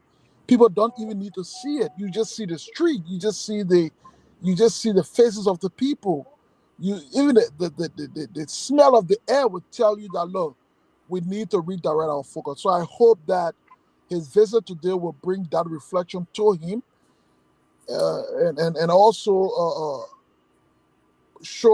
taking an example to prioritize Liberian businesses. I think also is a good thing. It's a good thing if ministers in our government, those who can afford, will not take business from Royal and other foreign hotels, but will also go to prioritize the restaurants and cuisines of Liberia. I think that's also a good thing. But I agree, those outings, like everybody been saying, it will not erase nor take from reflection of the challenges of the country. And somebody talk about the airport. The sad part about this is that it seems as though lack of electricity on the airport is becoming it's becoming a normal thing now. I think we have just grown to accept that. Of course, someone will say, "Oh, but you are part of a government, you support a government that has worse." Yes, I would think that has been the purpose for the rescue mission, to know that these were problems that existed. And until, the sad part, we hope that it doesn't happen, but there is no way we can continuously run a country where the international airport will go out of course at the time that a plane is coming in. Obviously, one day the story could be worse. And to see that the rescue government is still dealing with this challenge that was part of the challenge that they thought they would have come and fixed is disappointing. But more than anything else, the minimum they would have done, even if you don't fire people, but at least just provide to the public what happened. Unfortunately, nothing. It's sad. It's sad. Mr. George, let's be honest here. If the president going on the streets and buying pineapple is a slap in the face of the people. The president has an economic team that should have got together and said, this is our plan that will help the economy of the country. Buying one pineapple from one vendor, how does that help the economy? How does it help people from the 15 counties? How does this affect the folks in Bassa, in Nimba, in Lofa, in Foya, his own hometown? I thought by now, the president of the central bank, the finance minister, the LRA, but the financial team will have come up with a complete economic plan as to how this country is going to be revitalized, how we'll create jobs. How are we going to, I don't know if they have a small business administration, how are we going to fund small businesses? Nothing of that kind. The president have his $1.5, $1.4, $1.1 million Lexus in the streets of Benson Street driving around. And he buy one pineapple. And his spokesman asking the vendor, now you see the president. Oh, but that's what we're hearing. He want pineapple. Now the president buy pineapple. How you feel you seeing your president? Or you feel they say he talk change, so they say when you buy the pineapple. Hey, great, stop it, man. Great, stop it. I'm thinking now. So the economic team that should come together and say, this is our plan. But how do you ride a $1 million car like Mr. Siddiqui said, on a very filthy rundown street with $1 million car, bulletproof car with bomb detector and all of that? And you buying pineapple from somebody, then asking the president, now you don't see the president, how you feel? You happy? Yeah, you happy you see the president? Can you imagine how elementary can this be? How elementary? Even when I was at Basso High School doing high school politics, we could do better than that. Yeah. It is unbelievable that someone's going to, and I don't want to say they are targeting Tomalin George, because Tomalin George is critical and his platform is critical. So what do? You pick his sister to go to her cousin to go to the shop, and then you will get kudos from Tomalin George. But Tomalin George tell you, Pape, thanks, but no thanks. The guys here still got you. Thank you. I think Sarah's one of the chime in here. Yeah, funny. Sarah, you are muted. What texting me now? I'm saying the point I wanted to make, my sister Grace made it because somebody was on the scene, somebody witnessed the scene. You know, the president said when the president purchased the pineapple, and then when he requested for a change, then the woman felt it was April Fool. The woman felt it was April Fool, so she could not. So the pape was so serious about it. Said, "Can you turn on my change?" So she said that was April Fool. So so the how the security went for the change, and she gave it. Get a change now. She was so embarrassed. No, it's so serious. It's so serious. The smart thing they did. They don't want to capture that part. They just cut it short so that part can be seen on social media. But he was actually interested in getting his change for a lady. So she had considered the president for George Weah or Madam Sirleaf, because normally if presidents go places to buy, they don't ask for change. So the woman actually felt that was April Fool. The president was actually trying to do, but then it was not April Fool. He actually got his change in return. And to the issue that happened at the airport, I heard Big Brother Ben Sanvee talking. He was saying why the president did not fire. Who is at that airport the president is going to fire? Is it Stephen Johnson, his nephew? Is he going to fire his nephew? And as to the issue of the machine that were donated by my husband's brother, the machines are right now in Bombay. If you go to the president's farm in Bombay, you will find those machines there. The people believes in begging. People who beg, they are never satisfied with anything. Even if you give them heaven, they will stay beg. Those machines, if you go there now, this is not about politics. If you go to Bombay now, you'll find those machines at the president's farm. So, Liberia will just continue to be like that. And for me, I'm happy that he's proceeding like that. I'm happy that he has shown his real color to the Liberian people. Let's see how their propaganda will work again, because the UP, this is the only thing they have. This is the only tool they can use to break people down. If the big brother Peabody said during the Weah's administration, if things of such have happened, the guys were going to, in fact, only Mo Ali was going to be speaking all the grammar he knows on this issue, only to pin President We Are Black. But today, the propaganda they spewed against him, all of these things are happening now under their watch.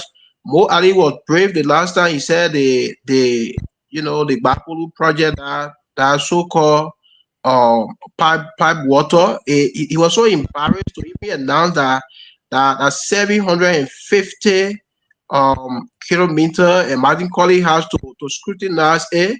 And in fact, the amount he even called it was something fraudulent. The guys have only come to enrich themselves. They are not even thinking about the Liberian people any longer. They only took advantage of our people gullibility. And today, you see that whatever we say, it appears to them like noise. They say it in their corner. They say, "Oh, you guys are making noise," But tomorrow they are going to regret. Trust me. There are guys that used to be around President Weah when the masses were crying. Hunger is something that nobody can choose. Nobody can choose to be hungry. But when President Weah was in power, he has guys like that too. He had guys around him when the masses are dying of hunger, when the masses are crying, they will sit in their corners and say, "Oh, the guys are making noise." And today, all of us, they have joined us again. All of us are making noise. It's embarrassing. But trust me, tomorrow they are going to join us again. And this thing tomorrow the UP guys will join us and will be launching a sedition when President Weah comes to power. So everything that happened, the masses are the victims. We are not coming to no power. We don't want to government, CDC government, UP government, they're going. So if you have to have more percent, you have to who do you move the next one? Because you're pushing that too much. Government was no better. And the reason why they put for but who do you have? Yeah. Yeah. No, thank you, Tom. Who do you have to face President Weah? We'll have a debate another time. Let's move on.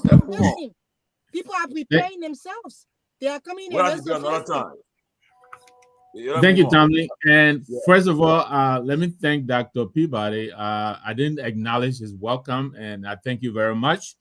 Like I said, big fan. Right now, my wife is upstairs. She got this show on the big screen. I know that because she just texted me and told me to lift my head up. So I know she's but thank you very much. But look, I agree. I think the president and Ben is right. This is the oldest trick in the book. You come out, something bad, you come and try to step on the news. You do something and, But I wish he had taken time to talk to the market women, even if it is for 5 minutes, kind of dialogue with them, get to understand, what they're going through. Sometimes these impromptu visits, they can reveal a lot, because they are unscripted. I wish he had a chance to, he had allowed that to happen. I also agree that when something like what happened at the airport, I think the president should, we understand he's a quiet introvert, but there are times because you are the president, you're the father of the nation, you have to reassure a nervous citizenry. You got to tell them you are in charge, you're doing something about it. You got to say something. Even while he was out and about today, he could have said something, just like that. At least that way we know that he is thinking about our problems. But, nothing but said. Ben said something like that, maybe heads should roll. Absolutely. But look, let's be honest. When this story broke, I think yesterday we were on air here yesterday and we were looking at the allotment for the airport, right? I think the last budget, there were about $2.6 million in the budget. This budget about $3.2 or so million, compared to $40 million that they're spending on cars and fuel and whatever it is. So I think the president is aware that the airport is grossly underfunded. How is he going to fire anybody when he has the people's hands tied? So it is a shame because they made a big thing of these generators from the Mahatma brothers back in June or July of last year. The president, everybody said, wait now. Everything the president got to go there, even 2 generators. But yeah, because I think he wanted to show that he was ready to solve this airport problem. And here we are. They tried to put in LEC. LEC said, no, it's not us. And then we've come to find out, there may have been the lack of fuel. So, it's just the same old, unforced errors almost every day. But yes, I think he should have said something to reassure us. That way we know he's doing something about it. That's a very serious thing. The airport is now the gateway to our economy, to our country. Everybody's coming through the airport.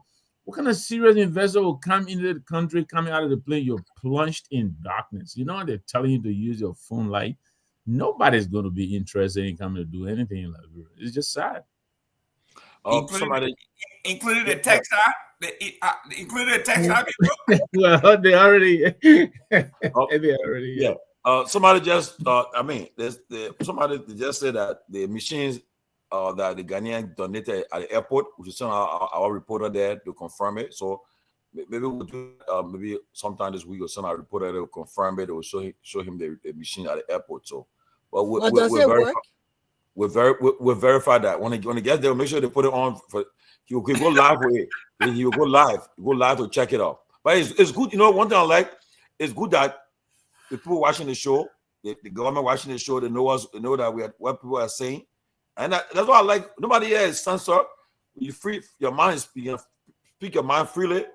People watching it, they will get to know how the people are feeling because you represent the people of Liberia when you speak on this kind of platform. But you hearing what it's saying to you, different forms and shape.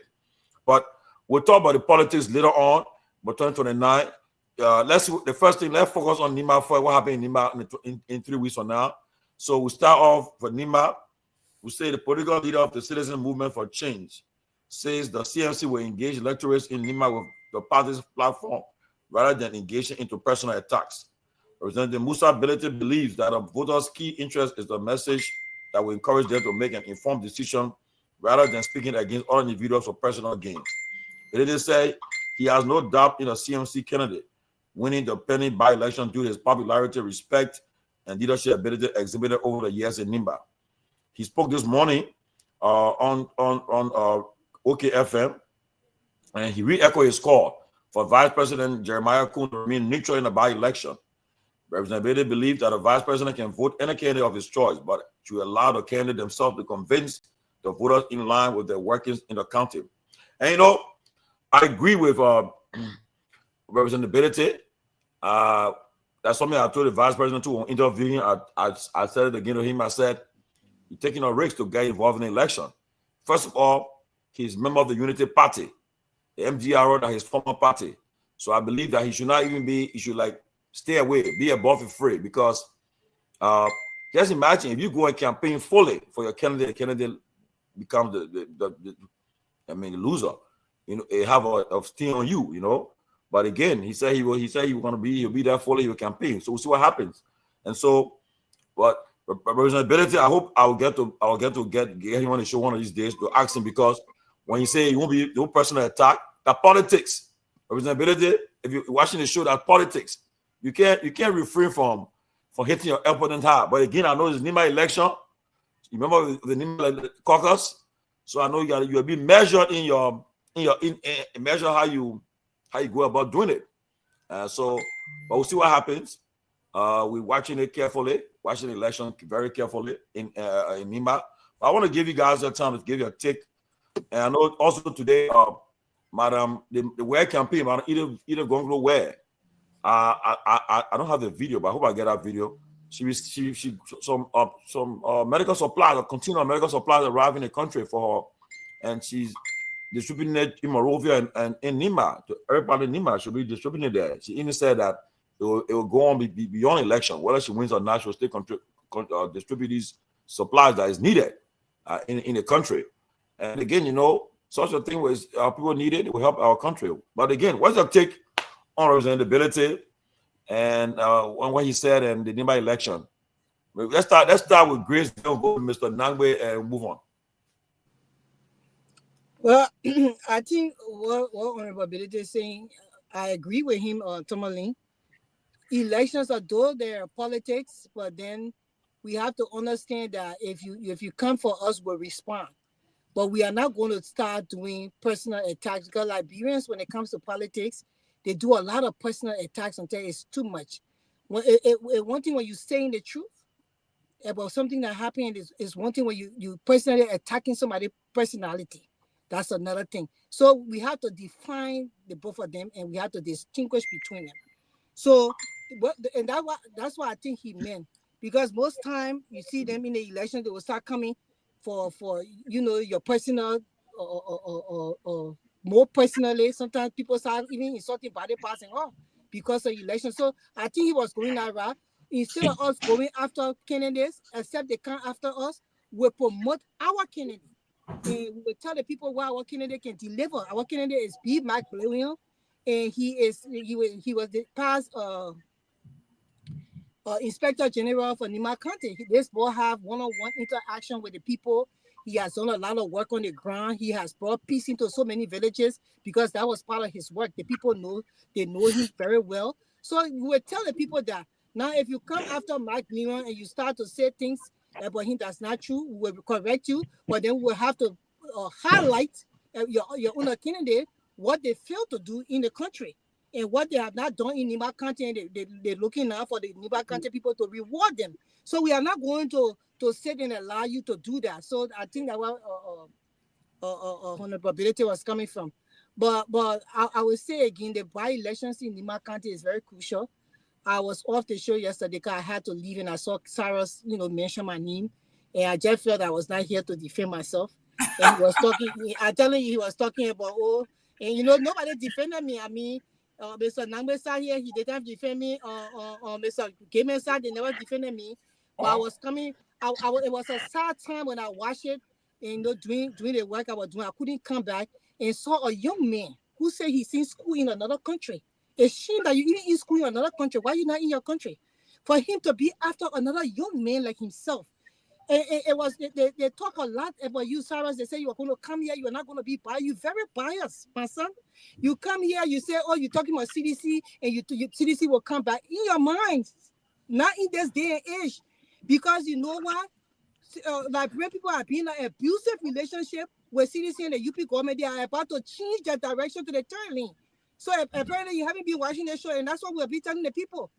These two government, they're like a woman coming on with one man, he abused her, then she go to another man, then he abused her. You think she will go back to the other man who she coming from, and feeling flogging her all the time? She will try to find a comfortable place to go that the person and her can work together and for her to get a better future. And that's the relationship Liberia is in with the CDC and the UP. And that's the reason why we will not allow those two political parties to ever come back right now into power in the country. I just wanted to clear that up with you. But when you went after Mike Myean yesterday, you were talking, he didn't even know anything. But all the people that know something, you pushing Koga or you pushing the other people who in the race, and you think they so know. Those people, they have a lot of leverage, and they have not done anything to show. If you talking about Mike personally, then you don't know him. Mike is the only Canadian in the race. Got 5 houses in Nima County that people live in, Nibadians live in for free, including your football team that you watch and be proud of. They live in our house and they don't pay any money, and he have to support them. But when they get on the field to play, you're there. Oh, I want Nima team. So a lot of other things that he's doing. So we want to give young people, people of a certain age now, which is between the age of maybe 25 to maybe 55, and sometimes maybe even 60. We're not talking about age so much here, but we're talking about if we see somebody in a race that can get on running, because they see mistake your day for that Bwaka, because he was there for many years and he had experience. But when he got the president, they say he didn't want to do the work because he's tired. We want somebody that will hit the ground money, that will be able to help Nima County and bring what they deserve into the county. Mike have one-on-one experience with these people. He talked to them. Although I know maybe you grew up with him or you know him from somewhere, everybody evolved. This man has excelled in his life. The school you're talking about, at least he got work to an associate degree now in economics and also in management or something like that. So he's on that path. He will bring something different to the table. People that go and they be in our country and they be in our position in Nima County, they have done nothing for the country until they carry. You see now how they carry a contribution by continue because they got nothing to show. So they want to distribute those things and say, oh yeah, you are doing this now. But when you are in a position, what did you do? You show are tangible. We tired with all the distribution of things. We want landmarks. We want something that you did that will benefit the people in the future. Those things you distribute, sometimes it gets spoiled, the people use it and finish. Then what next? We want you to lay landscapes for the people that will last the people for eternity. On the population building bridges now. You see that will stay there for another 50 years. It will be remembered by the people of Nima. Say, you know what? It was a representative that was here. He built this thing for us, and it lasted for 20 years. He might, but the next he will live for maybe 125 years. Be gone. They mean just he gifted years, but still that bridge will remain there, and the people will remember him for that. That's the kind of thing we want the candidates down to start to show before we get in votes. At least Mark Myean in his special role, in his inspector top position, he got something that he did that he got to show them that I did this thing, I did this, and I made sure the villagers and the head of the villagers got paid, and I made sure when they have problems in the different villages, I went, I settled it, I brought peace among them. I made sure that I constructed places for people who don't have place to stay for free. Nobody's staying there for free. So and I made sure he got a financial aid program that he helps students to go to school. Did you know that? You don't know that. So the way you know my son, the way you talk about him, like you're the same people that always want these people who stay in power for decades to just remain in power and do nothing, because you all know their name, and their name is a household name, or maybe they're signing all over the place, so you want them to remain there. We have to start changing our vision on these things and putting people that will actually do the job, because right now, that's the reason why this government is lacking, and we don't want it to be the same. Thank you. Well, let me say, but you know, I come in. You know, but this politics, Grace. I get it clear now. This man get different side. You expect him to support your side, though. He will defend his side, and moreover too, for the role Mike Blunt play, he was county inspector that was appointed to when MDR supported the CDC. And Prince Johnson and Kuhn recommended him to President Weah to appoint a county inspector. That can he able to get to the people, so that's how can he get up. But on a serious note, the politics. I will not blame anybody for supporting the side. So when you see him defending his side and critical of Mike Blunt, whatever the case, the politics. But that's what the ability said. But also to again too. You want to promote a person, but you don't want to bring other people down because you want to. Oh no, but the politics. To be frank with you, if I'm in a race, I will go after if I support this man, if I was in there, I will go after Mike Blunt. If I'm supporting him, I'll go after him. I'll go after Coca. I will go after him with the facts. I will go after the other candidate. You know, but I think there are things you need to know. You understand that he's member of the Nima caucus, so he has to be very measured, because at the end of the day, who is elected, they will be part of the caucus. They work together. So that's why when he says they will not attack, it won't be personal. I understand where he's coming from, because he's part of the caucus. You expect him to say, well, tomorrow if he attack the person, go personal with them, then the person elected now, how we all facing the caucus. So I understand where he's coming from, but let's get it clear that politics right now, anybody can defend the side and so forth. Honestly, defend the side and make their case. So again, too, we'll get the EDP will come here tomorrow or another time, because the campaign started already. NEC declared campaign open yesterday, so it's on now. So someone will come here and make their case, and they will hit that B1. So they expect to have this kind of thing to happen. But if they hit that B1, I will be here and I will hit that EDP. Okay, so expect it to happen. So that's what happening in politics. So everybody get a side, you know. So that hey, you know. But go ahead. If you talk about your side and you factual about your side, I don't have no problem with that. If you coming after my side, you come with the facts. If you don't come with the facts, I will come dirty. And you don't want me to come dirty. I'm not an easy person when I come in dirty, because I will not come dirty with lies, or I will come dirty with the real truth, raw. So when it comes to every action reaction, when it comes to the candidate to the candidate. So the thing is, every information you will be giving on candidates, most of your information will be based on hearsay. If I give you information on mine, they are information that are substantial, information that I know 100% correct. I know Mike Blunt that you do. No, you know he's I just talked to Mike Blunt for 1 hour today, so I know him as well. So you can't be okay. To him. I know him personally now. Me and he talk a lot. So you can say, see, I say, Okay. I'm hearing from my blood and I did my background check behind him. That's why I contacted him. So let's just be clear. Then I hear say you don't So know so my blood, so you so in another so country. so the thing So you don't know him by the me, thing but say in another country. So so the thing is that let's not make it back and forth. You know, the reason I'm not ready to launch Armenian attack on any candidate. If I had a specific candidate I'm supporting, listen, I will make you. If I just tell you something about Mark, you will not want to support Mark. You don't know Mark. Listen, you know that is turning to another capi come closer. When the capi is coming closer, I will tell you things about Mark and Jeremiah Kuhn. Don't worry, don't forward the show. You know, you don't know Mark. The fact that he stay on Benedict side, let's keep it at that level. So the thing about Nimba, you don't expect Mike to call you to say, "Oh, Madam Grace, I'm like this. These are things I've done to my people. These are things I've done against innocent people." He would not say it. The truth is, all of them are dying for that seat. You know, and trust me, Mike Bloom will not win. He's not even coming third. He will not. Don't hurt your head. He will not. The are you election in the you see there. market right now? Let's forget about what. The elections are between Mark Brewer and Koga. Are you in the market right now? You sleeping? What do you mean? I'm telling you. And Koga and Babylon. What do you mean, madam? Where? I beg you. What? Madam, where she just don't even talk because the people not even looking at that. Everybody has a stronghold. She has a stronghold in your area.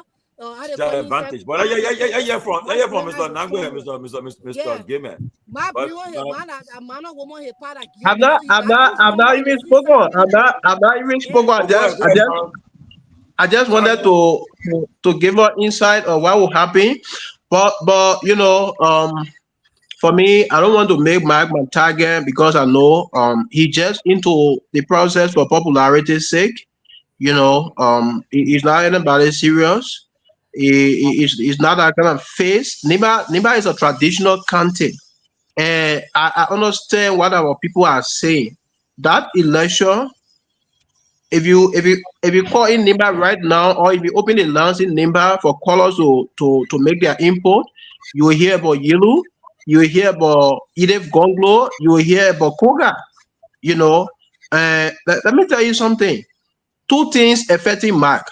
Number one, Mike is not that character to trust. Trust me, the election result will shock you. Mike is not that character to trust.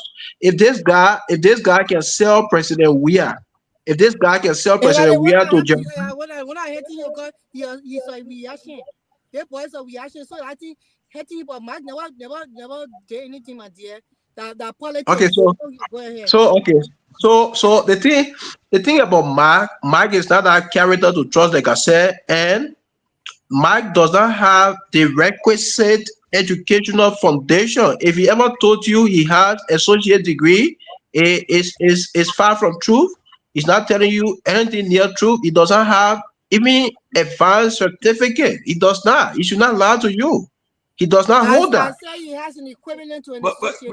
Let me finish. If you're not saying the fact, I have to correct him because we come out your stuff, but let me finish so that Sarah's guy we are hit for Mike because of we are he's a and he think that he got for the ball, but my dear, you need to get Mike is second line in a race between him and Koga and we'll find out to the end on April 22nd. You living in Zimbabwe, I living in America, we'll find out. I want to know. Let's start off finish so Mr. Nagwe and Mr. Gayman and Wayne. I beg you. Madam Grace, I don't hate Mark. I don't hate him personally, but I just don't like certain things about them. I don't like their lifestyle. I don't like people who are involved into illegal activities. I don't like people who are involved into immorality. I don't hate him personally, but there are things about them. Kuhn and his associates. There are certain things about them that I hate. And if you ask Jeremiah Kuhn, he will tell you. But I don't want to speak to those things now because I want the national election to come close before we speak to some major issues.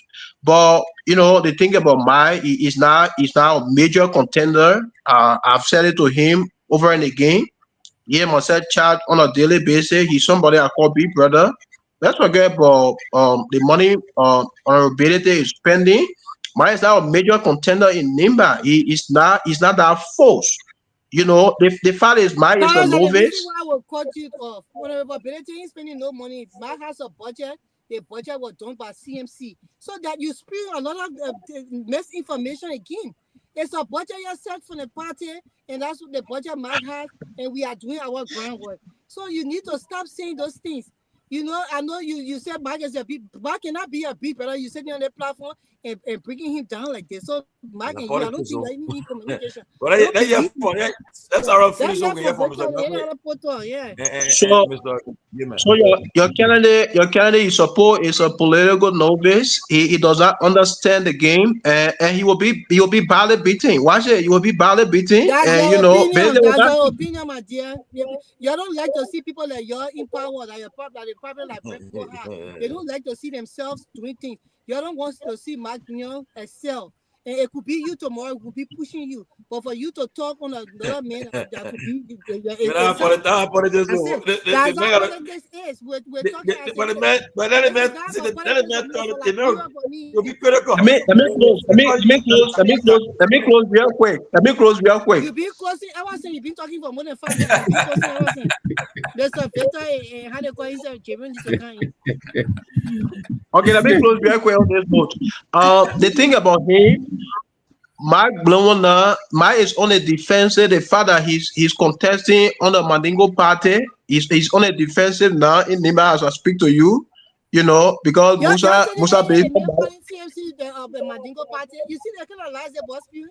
That's why you cannot come their platform. CMC is not a Mandingo party. I will not sit down here and allow you to say that, because in fact the first head of CMC leadership, you even got Mandingo inside maybe one or two of them. So you can't separate the Mandingo people. They are Liberians. They too are Liberians. And that's the divide, the tribalism, and the division that you're bringing to our country. But every politics is local. Nimba. So if I sit down here and say you Guar and your Guar people, it's not fair, because Guar people too are my brothers and sisters. Although we are diverse in tribes, but we are also unique because we are Liberians. And we that's why we sit on the platform to let y'all not do these things. This is destroying our country by the day. Mike is not sellable. Mr. Nangbe, you can come in. Mike is not sellable. I'm sorry. Mike is not sellable. Thank you, Sarah. And Grace, you know, I'm sorry if yesterday, you know, we didn't bring the discussion back to the center enough when Sarah went against Alex Cummings as well as Mike.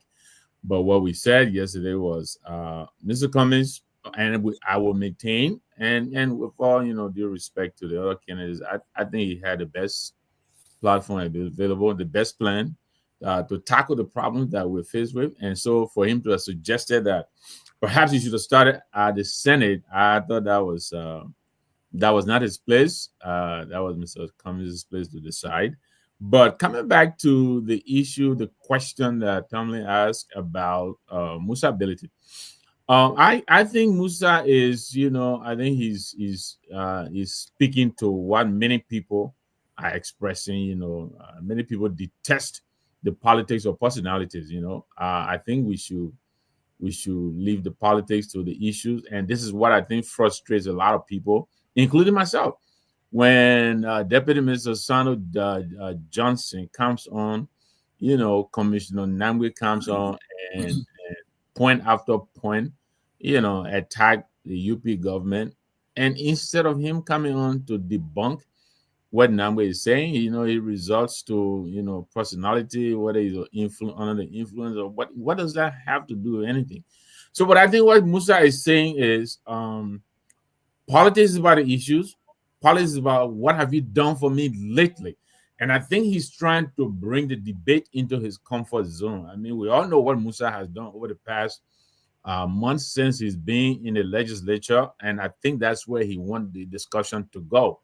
And rightfully so. I think people should always ask the questions, well, what have you done for me lately? Or what are you going to do for me? What are you able to do for me? You know, I think we should hold the candidates to those kinds of questions and leave the personality. education, yes, I agree with you. Education is important. It helps, but it cannot be the, end all and be all in these matters. I agree, you must possess a minimum level of education, but I think it really depends on the character and the record. So I think that's where we should take the discussion. I think that's what Musa was saying, that we're not going to veer off the issues and go into personalities. And I think it was Grace or so, somebody, or I think Tomalin. He knows if he's already in the house, whoever comes in, there's going to be a caucus. He has to be able to sit across the table from these people. If he wants to build consensus, he cannot begin to attack people now. That will make it difficult for them to sit at the table to discuss. So I agree with him. I think this campaign season, the candidates should do the best they can to tell the people why they think they're better than all the other candidates. Put the issues on the table, let the issues be debated, and let people decide based on those. Chairman, I think one of the things that your platform, the closing argument, is recognized and respected for is character. When I came on here as a character count, the young man Cyrus is somebody that I look at as a young brother who is somebody that I see a lot. I see the future. But what he just said scared the hell out of me. I'm from Grand Bassa. I cannot look at a young, progressive, smart man like Cyrus and any organization of which he's a part from, say that Guar organization or minor organization. We should desist from this. In real politics and in debate, they say when you are low on the substance, you attack personalities. You don't want to discuss, you go and attack the person. So, Cyrus, let us not call CMC or Mandingo Party. Let us not call Mr. Comey's party Congo People Party or Bronski Party Bassa People Party, even though the Unity Party was formed in Lofa County. So let us get to the point. Musa is a Liberian who just happened to be a Mandingo man, and there's nothing wrong with that. And he put forth a candidate that he believes, align with ideology. So for us to brand people, a Mandingo Party, this is tribalism at its worst. Tell Musa Ability your policies are bad for Liberia. It will not work, and this is why I think it is not good. And my candidate has a better plan for the economic development of Nima and Liberia, and I think he's the better candidate, or she's the better candidate. Put forth those plans that are in your platform that will make your candidate a better candidate.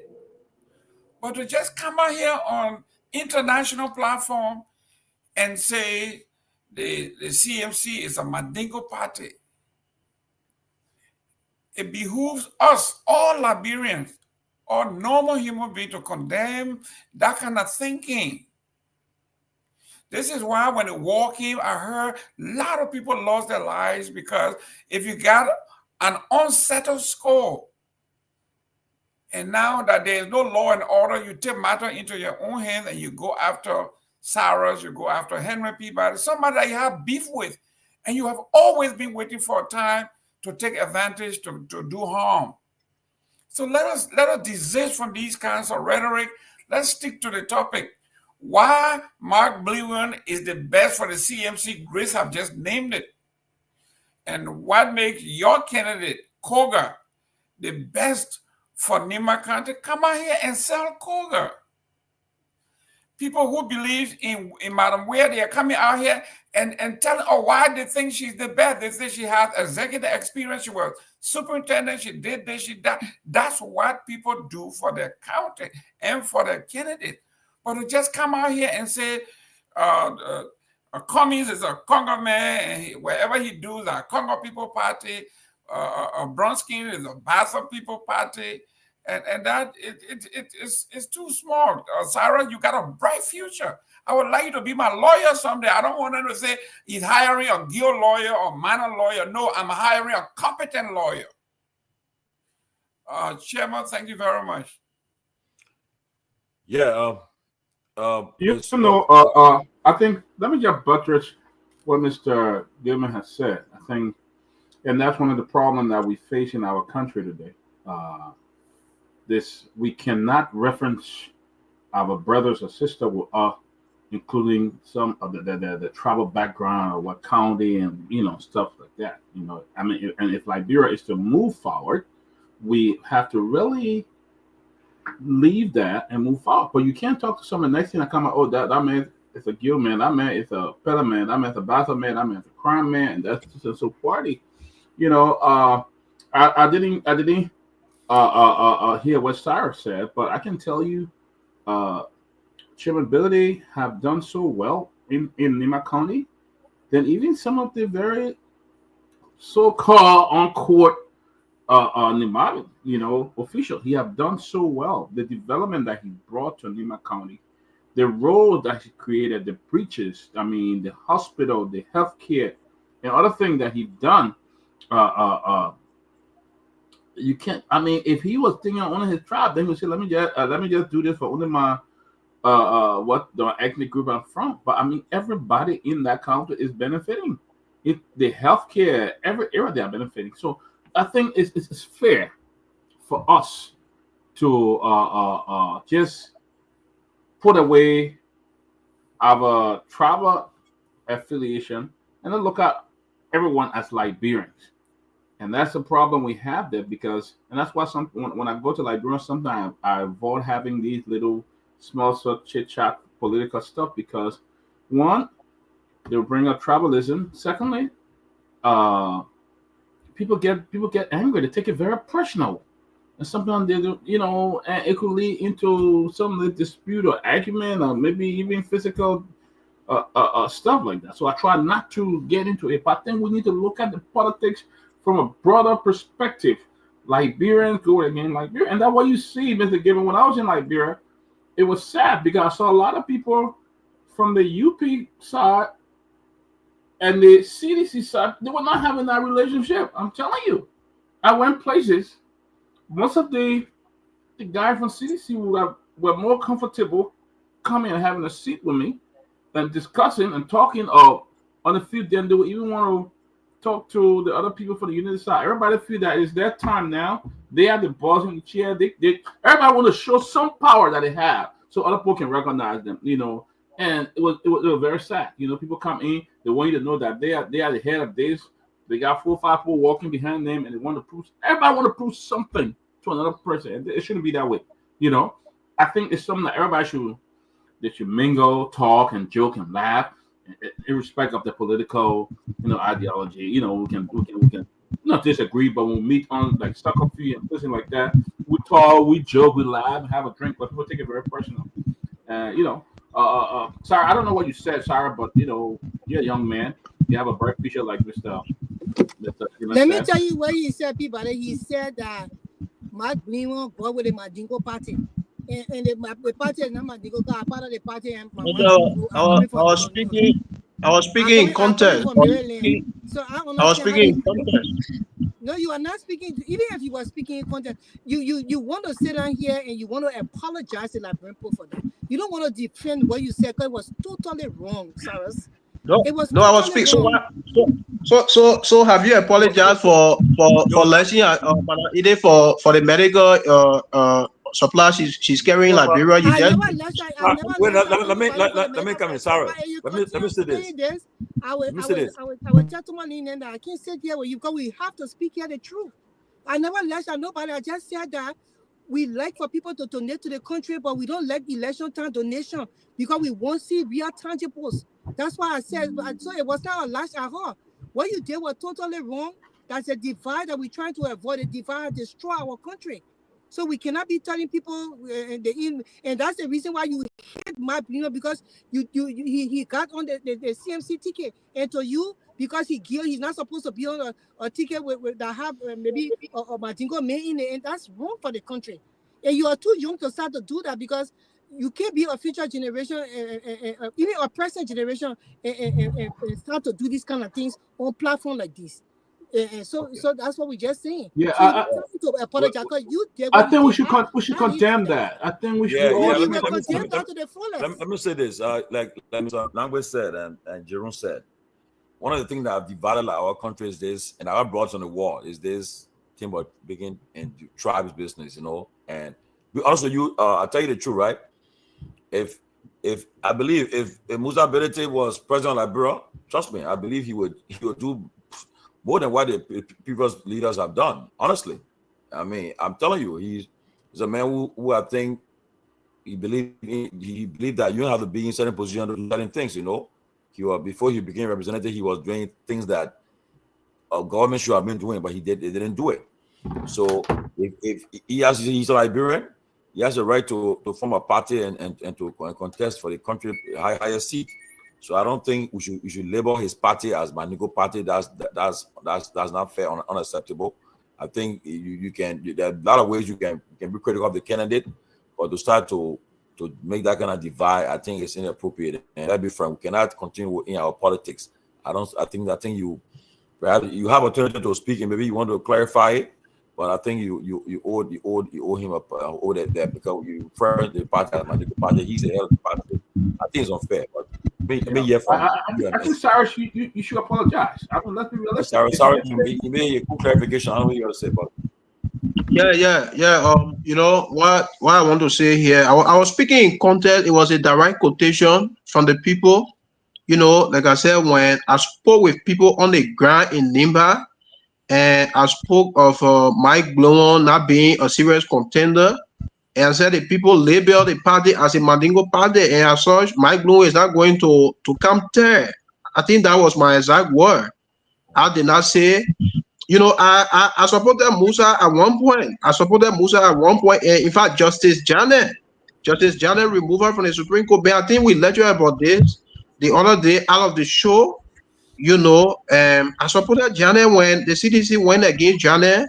Impeaching him, I supported him. My politics is not about tribalism. But for her to come to make it look like somebody is under, obligation to support Mike Gongloe, the reason that I said last night I cannot support Mike Gongloe because he's still pursuing associate degree. So a country like Nimba, I can't support somebody like Mike Gongloe who is still a student pursuing associate degree to be a senator of Nimba. That's why I said, and she's angry about that, But I'm not saying, if you real quick, you can check on my post. I made a post when CDC or CMC was established that I was considering joining the very CMC. They posted there. You can check it. The post is still there. So it's not about ability. Sorry, let me say this to you, brother. And I hope I'm sorry, let me just say this. I think you missed getting the point. I don't think the point is necessarily about Mike or whatever it is. But even if you're quoting someone to come on a platform like this and tell people that a party is a Mandingo party and therefore it is not going anywhere, I think that's distasteful, especially in Liberia, where we have so many scars from tribal violence, tribal conflicts. I don't think I have a lot of respect for you. You bring a lot to the table. I think you really understand Nimba politics very well. But on this one, I think you are in error. And everyone is really giving you an opportunity to clean it up. I think you should do so. Don't let this night pass without cleaning, because I think that will leave a stain on your character. I don't believe that's what you meant, but that is how it came out. And it is very bad. It is ugly. We all have just condemned the vice president for the call he made, telling the amount of people, whatever that was, anything that smells and sounds and looks like tribal politics. I think all of us should put it back in the bag where it came from. I think this is your opportunity. You should. And real quick, Cyrus, as young as you are, in these United States, the N word, right, is one of the most derogatory words that anybody can use. If you come on somebody's national platform and put the N word in quotation, it doesn't matter who uses it. Then you are repeating the insult. Okay? If somebody uses a derogatory term against a woman or somebody from the opposite sex, and you come on the national platform and you put it in quotation, you are only repeating and validating what that person said. So usually, if somebody uses the N-word against Fofana and they said it in private, it doesn't matter where they used it. It is just wrong. I can't come out here and say, I quote somebody said it privately, and then you use the same derogatory term that was used. This is where we are coming from. You shouldn't. You are sophisticated enough to have said why the people don't like this party without using the kind of derogatory term that you are using. That's why they are saying here. And guess what? We all, including Victor Namwe and I, I think we've been in politics longer than either one of you here. And we all do have slip of tongue. In fact, Joe Biden is known for gaffes. This is a guy who is a walking gaffe. He just talks stuff that just come out of his mouth. And he just keep apologizing, because as long as you are alive, you will be learning. And it shouldn't be above the fray for you to say, hey, listen, it was a slip of a tongue. I don't want this to follow me for the rest of my life. That's all we are saying. I think you should take it back. Fofana, I want to say something. Yes, I think I want to come from a different perspective to say that I don't think the brother was actually quoting anybody's view on this. I think it reflects his view, and not to squeeze him, but that is a dark part of our country's history. You know, it exists, is there. Because to suggest that that's what the people say is a contradiction, because consider that Musa Belete, who is a lawmaker from the very county. Of course, Musa was not just elected by people of his tribe. He was elected by people of that district that comprised of the different tribes composition in the county. And he won with a very sizable number of votes. So how now, all of a sudden, he will be pointed out as on a bit of trap? So I just don't think that's what the people are saying. I think perhaps they will rather vote for a candidate that they think could better represent it. But I think this brother was representing his view, his reason why he will fundamentally not actually go for the candidate. And as everybody said, hopefully Liberia, and we can pass that stage, particularly so when we have the opportunity to sit in a public space like this and have thousands of our people listening to us. We must be careful how we convey these sentiments, because obviously it represents the dark side of our own history. With regard to the elections in Nimba, we hope that the best candidate will win. We hope that somebody who can actually not just articulate the interest of those people in the district there, but somebody who will go to the legislature and bring some hygiene in what is happening there. Somebody who will bring a different approach. We just hope that that will be the essence of that election, not just about a senator of Nimba County, but somebody who presence in the Senate will at least throw a different level, create a different influence, will of course enhance the approach to national government from the Senate perspective. We hope that become part of the reasons why Nimbadians will go to the polls to vote for their own senator. Well said, Robert. Good to see you, bro. Good to see you, man. Good to see you. You know, I mean, Sarah, nobody trying to kind of intimidate you, but I mean, like all these guys said, we just got to be careful when we sit here. Some of the things we say can go a long way, especially that issue, because we know that our Mandingo sisters sometimes have been discriminated against in many ways. You know, only by the name, all of that, but they're Liberians, and we cannot characterize them as, you know, like being Liberian, because, you know, we shouldn't do that. You know, we're in a different age. I think we should grow out of this kind of thing, because for a very long time, I must say this, that our brothers and sisters, our Mandingo brothers and sisters, people have discriminate against them a lot. Next, oh, I'm not thinking, oh, that this one. I don't think those things are fair. Those comments are fair. And as a rising politician, I don't think you go to that level. You know, for me, I wish the best candidate. I said whoever the people that I vote for, is the one that will be the senator. I wish them good luck. Every senator, everyone that is taking part in this race, I wish them good luck.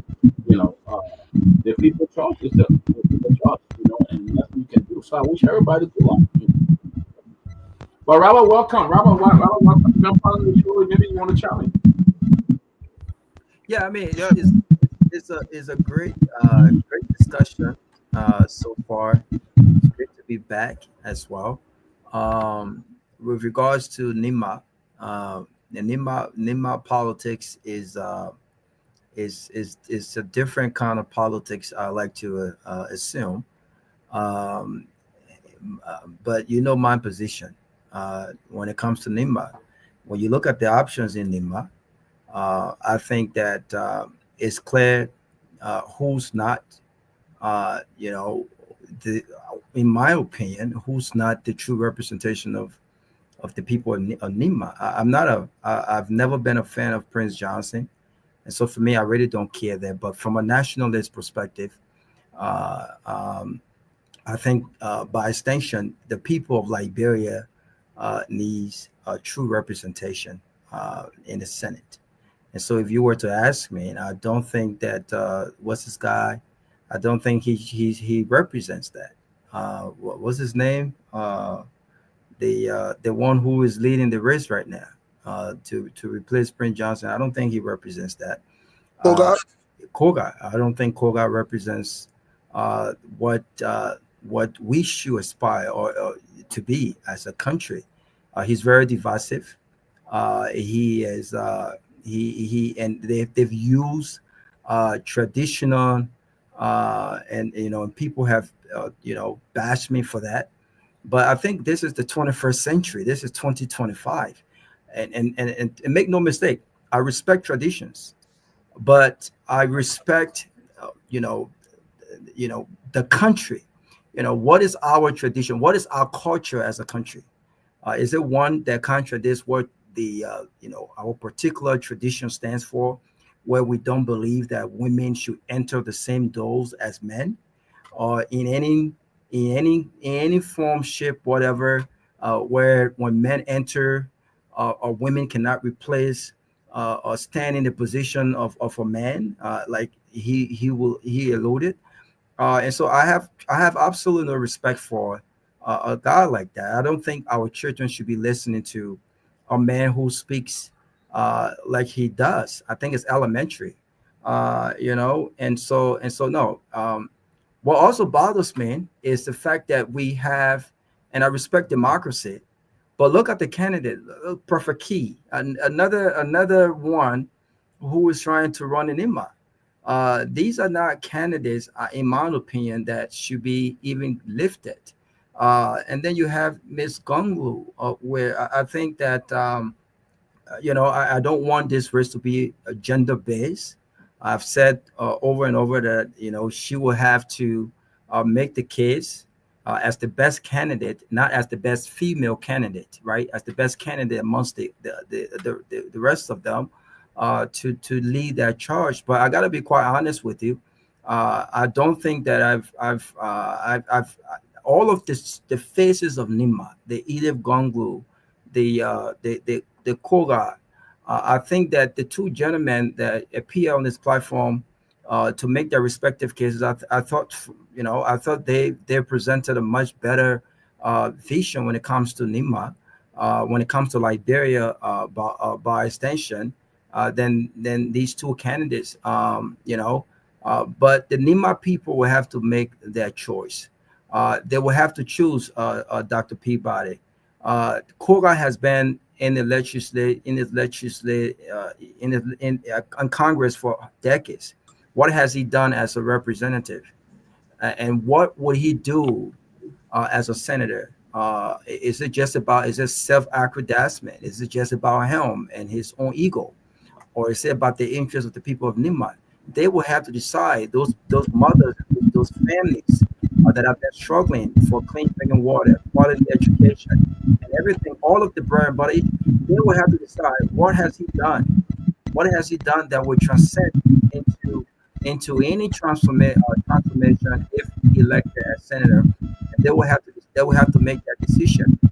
But I feel sorry for Liberia in general, because I don't think, again, these candidates are representation of what I would inspire our leaders, I would inspire for our leaders to be. I do not think that they represent the true essence of us as a country, and it bothers me. It bothers me that it's 21st century. We're still pushing candidates that have either been in certain and have done absolutely nothing. They have no record whatsoever.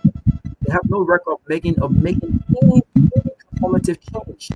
But we continue to reward them. You know, in my career, I would be damned if a guy who does not have any record of anything in any position he's previously held to be rewarded a higher position and get paid thousands of dollars for doing absolutely nothing. You know, and we continue as a country at large. This is not just happening in Myanmar, it's happening across the country. We continue to reward failed leaders, you know, people who have done nothing when given the opportunity to lead. We continue to reward them. We should be rewarding success. We should be rewarding smarts. We should be rewarding new people with nuances. All of these things are things that would make our country better.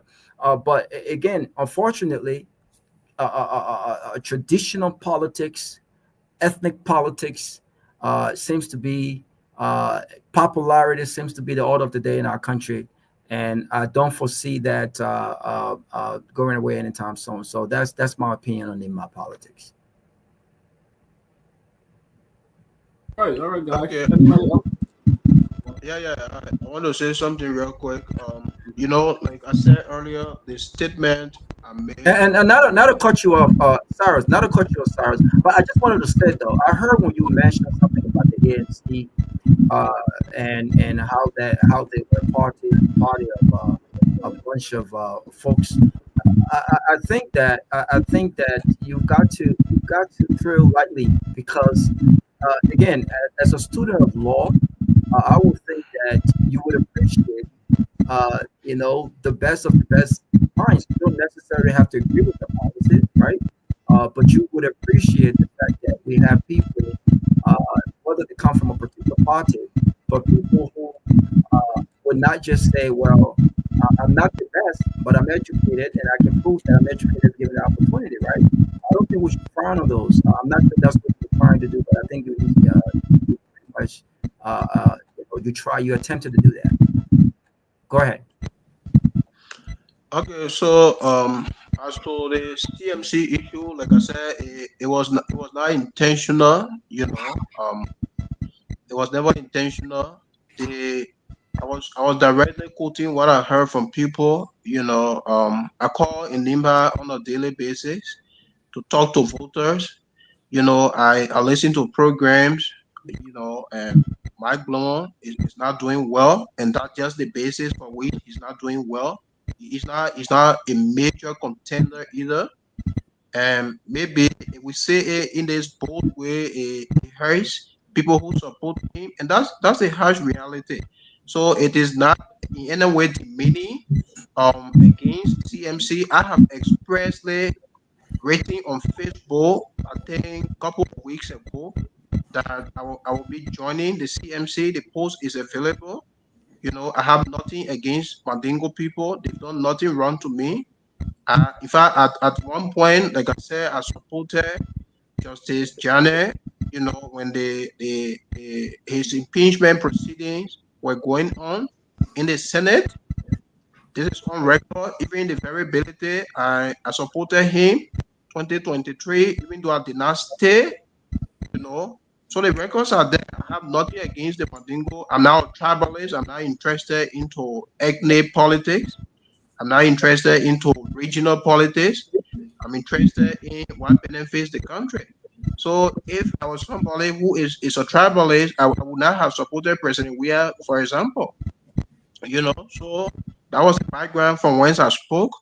I'm not against the dingo in any way. If anybody took my statement as a tribal statement, I'm sorry I didn't make one day to appear like that. I meant something different. I'm not a tribalist. I believe in good leadership, and I don't see that in Mike Blomo. He does not have that requisite education. Probably he appeared here and he lied about his credential. I listened to Mr. Lofa Julius when he spoke the last time. I think it was Mr. Lofa Julius who asked him thoroughly to explain about his education, and he said he is an expert, I think, in management or something. It is a fraudulent statement. He has no credential. What I do know is Mike Blomo is a student at the community college, Nimba Community College, and he's pursuing his associate degree. So apparently, the CMC supporters are taking affront to my statement. So I would not want them to make it low tribal. I have nothing absolutely against CMC myself. I have interest in joining the party in the future. But I mean, if a supporter is saying that he going to community college, did Prince Johnson have a degree? Where did Prince Johnson get his degree before he became senator in my county? So I mean, it's the politics, and stuff like that. I leave that, but I just want us to take a tribal stuff from other things. Even if somebody said it, I won't say it. I would be very conscious minded to say, if somebody said that this person is a Jew or Mana person, I, in my own right mind, would be conscious to even come up and say stuff like that, because those things could bring out, major issue and stuff like that. But again, Grace, you wanted to say something. Go ahead. Yeah. And I see that. I understand. It cannot not be interrupted, please, because this thing, it took a toll on me. I will tell you why. I was not coming from a CNC perspective when Sarah said it. I was coming from my own experience. I just want to be clear also that before CMC could carry Matt Blue, I was already sold on him when he came on this platform and expressed himself. And Robert Garguah just attested to that they were two Fangalo and how they call him or Matt Blue. They spoke very well, unlike the entitled people who don't want to come anywhere to speak and they think the seat's supposed to be theirs. But I would say the reason why when you said that got to me was, I would say quickly, in 1990, I went to Yekepa for vacation, where I did that all the time when I was growing up, from the time I was in the 7th grade. So this round, when I got there, that's when Charles Taylor took over Nima County. But Monrovia was fine, if anybody could remember that. And the war started in Nima, and I was caught up in that situation, and I was coming back down from the vacation. My mom was worried about me. People had died, and I was on the bus coming down, and they stopped us in a town in Nima County, and everybody got out of that bus, and they said I was Mandingo, because I'm a tall lady. I'm 5'9". I was very skinny, so even now people think I'm Mandingo. So the rebel wanted to kill me, and these people that were claiming I was Mandingo, they were guillotines, and they were holding gun. They wanted to kill me because I was Mandingo. They said I was Mandingo. And those women in the bus, including Guar women, Mama women, like Congo women, Bassa women, were all on that bus, were about 20. And they swear that they were not going to allow me to live in that town. The driver said they were not going to leave me in that town. The women then stood for me. And how we slept there that night. The next day, the rebels said, okay, because the people fought for her, we'll let her go. And I had to let me go. So these things are very sensitive. When you're about to spill those kind of things, people lost their lives on these things. And you still beating around the bush. This is not what you think about Mark anymore. You can think what you want. The Nima people will decide who they want to put into power. I would say that I feel that there's a hit in you when it comes to Mark, and I will still stand my ground. And now when you open your mouth and say that he went in the Mandingo party, then I found out that maybe that's the reason why. But, if you want to apologize, you have to be sincere. That's why I even talk about the Miss Liberia where they think of her slapping the woman and she started reading from papers saying she was apologizing. You have to be sincere for your heart. This thing has caused lives. Some people don't have family members today because of this whole thing that you just had and said in 2025. after Liberia had gone through a deadly civil war, and that was the reason why most people died. So, you know, if you want to say that. But if you want to say sorry, but don't beat around and say, oh, because the Palestinian hurt. No, it's not. This is not about hurt. What would be. The people will vote who they think they need to vote. You're not in Liberia. You can't sit on a platform in another country and think that you got power over Nima. You don't. You don't. So we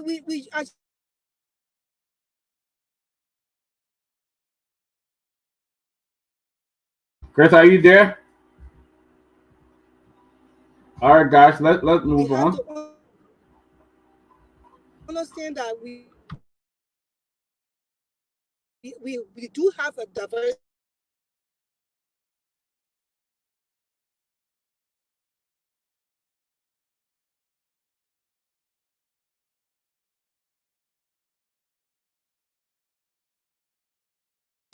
Dad, you're muted. You're muted. Yeah, Grace seems to be gone out. Welcome, Lofa. Someone is trying to enter, but the speaker is full. Are we 10? We're not 10 yet, right? So, okay. It's now limited to only 6. Huh? Studio is limited to 6. I don't know. It should be 10. Okay. Well, Lofa, welcome. Your number should be 10, but it not just got downgraded to 6. I don't know who did that, but I got to check. All right. Lofa, welcome. You've been following the show. What's your input? Well, yeah, thanks. Good to be back on here. Great conversation thus far, and I've been following the conversation. And then I just want to speak in regards to what Cyrus mentioned earlier and all the things that were discussed. And then I will start with the candidates in Nima County as we discussed the fall movement of Nima County and Liberia in its totality. Of course, when we discuss candidates who are potentially people to represent Liberia, I want to start first of all by eliminating the likes of Samuel Kogar, whom I often will reference as Krogar. I mean, I don't think at this point in Liberia history we should be discussing the likes of Krogar to represent any Liberian at all, not at all. Krogar he had been in 13 years or more to represent the people of Nima County, and there aren't any legislative accomplishment that he can reference besides his individual humanitarian work that he claimed are considered part of his responsibility. I don't think this man is worthy of that role to represent the people of Nima County. So I don't want to do it on that. But and to Sarah's statement, I think not to defend Sarah's statement about the tribal lineage or anything that had to do with that, but he also mentioned the fact that, and I think a lot of us are trying to ignore what this young man said. He's about to be a member of the CMC. Not only is he about to be a member of the CMC, but he supported, I should say, Representative Musa Biddy, and currently supports Representative Musa Biddy.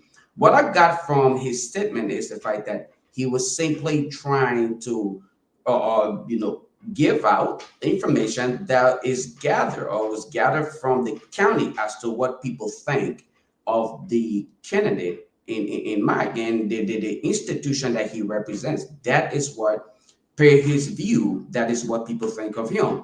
Now, any one of us here can say the way the information may have been delivered it could have been inappropriate to some of you.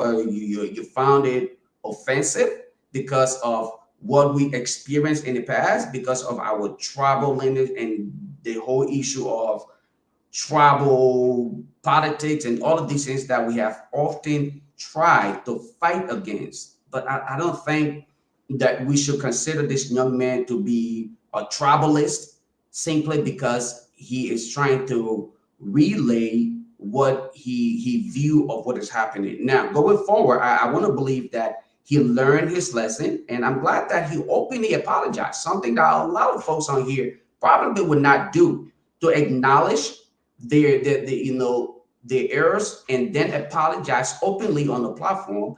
I doubt too many of us on here may want to do that, because we probably will allow our ego to take over. But I also want us to consider the fact that he stated earlier that, hey, I'm simply relaying what I have experienced, what I heard from people on ground, and I think that's what we should take into consideration.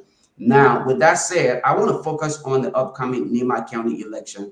I think this election in itself is very crucial, is very important to Liberia and the true transformation of Liberia. I don't think we should be intimidated by the presence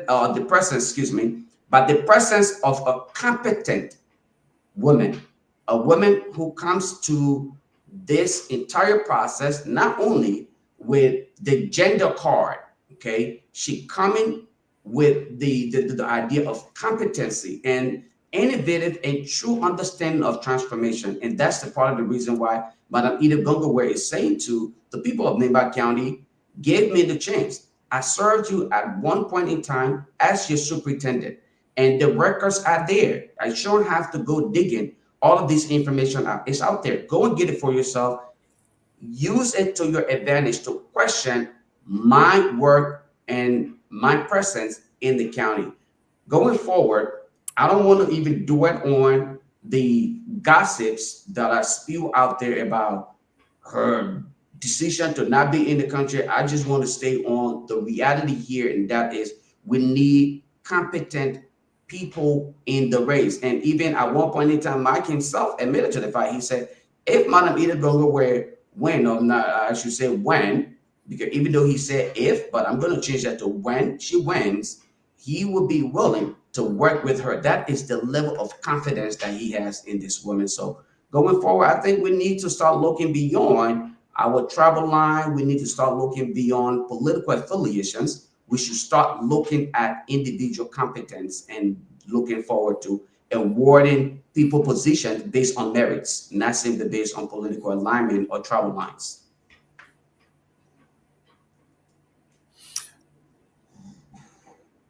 To who next, Mr. Gilman or Mr. Nyenwolo? Yes, Mr. Nyenwolo, go ahead, and I'll come after you. No, I'll let you go, Jerome. I think we've dealt with this issue with Saros, and his intervention, which I still maintain is divisive. I think he's made some attempt to this, to temp it down, but still, I think it went halfway. But it is what it is. I just want to maintain that we all here have seen the damage, the pain and suffering that tribal politics, has caused on all of us. And I think we've all have said enough about it. I think it's clear that nobody here is championing or is supporting tribal politics. I think what's happening in Nimba, I think it should be discussed based on the issues that the candidates are bringing to the table. I think we should leave all the Mano and Guillaume and Dingo and Guibasa. We should leave all of that out of it. Show me what you've done for me lately. And based on that, I can judge what you will do for me tomorrow. That's all. If you don't have anything to show me, then you're not the candidate for me. I think that's what we should be telling our people. So that's why I like to say, let me welcome, if I'm not sure if it is my place to welcome Lofa and Robert, but it's nice joining you guys on the set. I saw Lofa. I saw Lofa before he went to Liberia, and look at him now. The man is so well rested. You can see no stress on his face. All the organic air. I'm not going to say organic food. This is what I'm saying. Sitting on this show for 2 years, day in and day out, and you don't take a vacation. It's stressful. So when you see this young man go to Liberia and you look at his countenance, you look at his face, and you can see the radiance of refreshment. Then you say, someone said the pound one working, and it's a good thing. The pay you got a pound one for, I'm going to Liberia in June. Look, I had to go to Lofa County to get that power. You can't get it from anywhere in Monrovia. You can't get it. You got to go to Lofa. You see, all in Nimba County. You see, I'm from Bassa, the man say I can't get that kind of good power. You see how they treat us Bassa people? We ain't got power. But Cyrus, you are a great kid, a great young man. I will hire you as my lawyer. I'm going to hire a competent lawyer. I won't hire a lawyer from Nimba. But yes, a great show, guys. I think today I was looking at an article in Front Page Africa where Front Page Africa went to Nimba to interview the folks and to test and gauge the endorsement of the vice president of Koga. And I was surprised at the split. And it says here, because I know Franklin very well, the guy who did the article, is that mixed reaction greet VP Cohn's endorsement of Koga in Nimba. And they went across the spectrum and they interviewed Pro and Cohn. And it turned out that the vice president is getting a black eye in his own hometown. People, I mean, can you imagine these people are fighting? And I postulated this and I said this, for those who are looking at this election out of a single lens, you got two gentlemen that are very ambitious. The vice president wants to be the godfather of Nimba. Koga wants to be the godfather, replacing, jumping over their body and all that other stuff. Do you think that the vice president endorsement of Koga is genuine, or is something superficial? Which I think it is in the vice president's interest for Koga to lose this election and diminish his strength and his influence in Nimba. He wouldn't want Koga to win, and he that has political ambition for 2029 to be locking in the distance. So when you look at this and you see the people in Nimba basically split in the middle, that one person said, the days of Cohn coming and telling us what to do, those days are gone. We are going to determine what is good for us. I mean, that is a telling mark.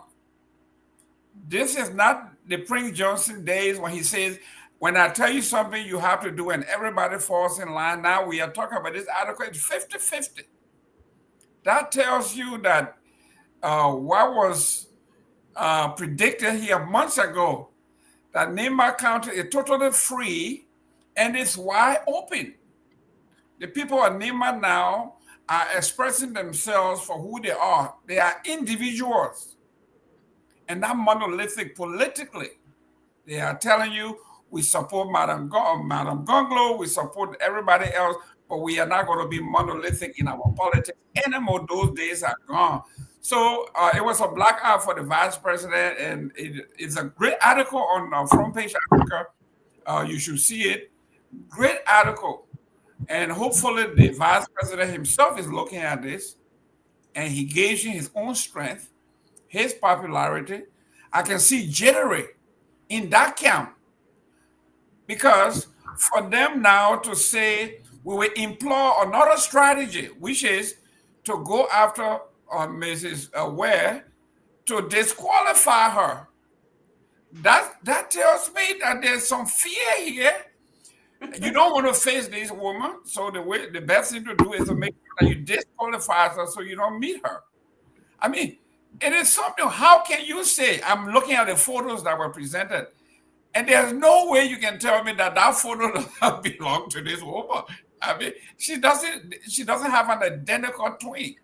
So I look at this and I'm saying this is desperation, and it looks like the next 3.5 weeks is going to be very, very critical, but somebody is running very scared. But all right, guys. Raul, just some comment. We got 15 more minutes to go. Just want to announce this. We got 15 more minutes to go. Robert, go ahead. Yeah, but I don't think the endorsement of the vice president, there was no other expectation as to who the establishment would support in Nima.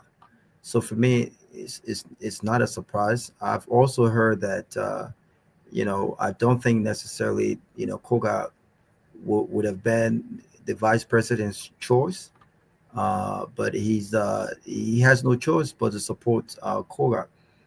Yeah. But I want to just pivot a little bit. I don't think, in as much as I don't fancy Koga, and I don't think that Koga, by extension, is any sort of voice.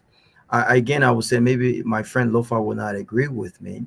I think the handlers of the other candidate, the other major candidate in person of Madame Gongloe, I don't think they're doing her any favor yet.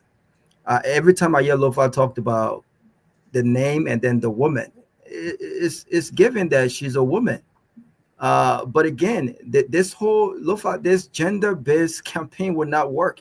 And I don't think that, I think in my opinion, again, this is my opinion, you guys work with the campaign, and I think you have a strategy, and maybe part of your strategy is to advance her gender more so than her policy and what she brings to the table. But I think it helps Edith Gongloe more if we were not even to mention the fact that she's a woman. It's given that she's a woman. But every time you talk about competence. If you talk about competence, I think a follow-up to that competence is, what she's done. What did she do as a superintendent, as opposed to what Koga has done all his years in as a representative, which I think he's a field legislator, right? But when you talk about competence, then you talk about women. She's not a man. She's not a girl. She's not a boy. She's a woman. So again, I think it defeats the purpose. And if I was a voter in my county, I'm thinking, forget the tribal politics. This is becoming a gender-based politics, and it shouldn't be like that. Listen, I am a huge advocate for women participation in politics, and I think they deserve to walk and stand in the same room as any man and make their case. But I'm also for women who understand that politics is not sympathetically about gender. It's about who has the best vision. It's about who is more qualified than the other. And most importantly, it's about who is making the best case. I think that Edith in the campaign, I have not heard much about Edith. And I'm not talking about on this show. I'm talking about people in Nima. I mean, all last week I was in South Africa, and Lofa is laughing, but we made some calls in some of the districts. The people are saying that we might want to vote for Edith, but we haven't heard much about what it is that she wants to do differently than Koga. Koga is on a campaign talking nonsense, but I guess his nonsense is resonating with voters. And so when you come on the platform, we're talking about Edith as a candidate. I think that she's qualified. I think that's enough. I think that we need to pound our successes as superintendent, and you contrast that to the failures of Koga as a long-term representative, and the fact that he has absolutely nothing of substance to translate from a representative to a senator. But the more we talk about the fact that she's a woman, she cannot be a man. She must be a woman. Let's forget about that. And I'm not a big fan of that. I'm not a big fan of gender-based politics. I'm a big fan of women who are qualified, sitting in the same room as qualified men, with their chest up, their head up high, and making their respective cases based on their qualifications, not based on the fact that they are women. Thank you. So, Mr. Chairman, just if I could, allow me to just. All right, guys, we got 10 more minutes. So go ahead, and then we'll do our closing. Thank you. So let me just say this, Robert. There's a reason why people use statistics to make decisions or to make claims. Okay, and when you speak of gender balance and you discuss gender, the issue of gender, especially when you are discussing Liberia, or if you look at the issue of the case of governance and women in government and position they serve, you cannot in any way, shape, or form distance the reality. There's a reason why when people speak of women in government, they mention the countries like Rwanda, and it is on Google. Just Google women in government. Those who come up with those statistics are not simply doing it because they feel like they want to buy into this gender argument. And that is the reason why we simplify it to also indicate we should not simply dwell on the issue of gender, but competence. When we speak of women in leadership, men in leadership, it should not simply be based on your masculine approach. The fact that I'm a man, I'm tall, I'm this, so I can serve. No, your ability to implement. And that is where we are able to differentiate. We are telling you specifically, it is not simply based on her gender, but we are telling you that she brings a lot to the table to represent the interests of the masses, not just men or not just women, but both. And both will benefit from her understanding of good governance, her idea of true transformation based on her previous experience. And you just admitted to the fact, even Matt, at one point when he appeared on this platform, he admitted to the fact that, look, she is a great person. If or when she wins the election, I would be more than glad to work with her.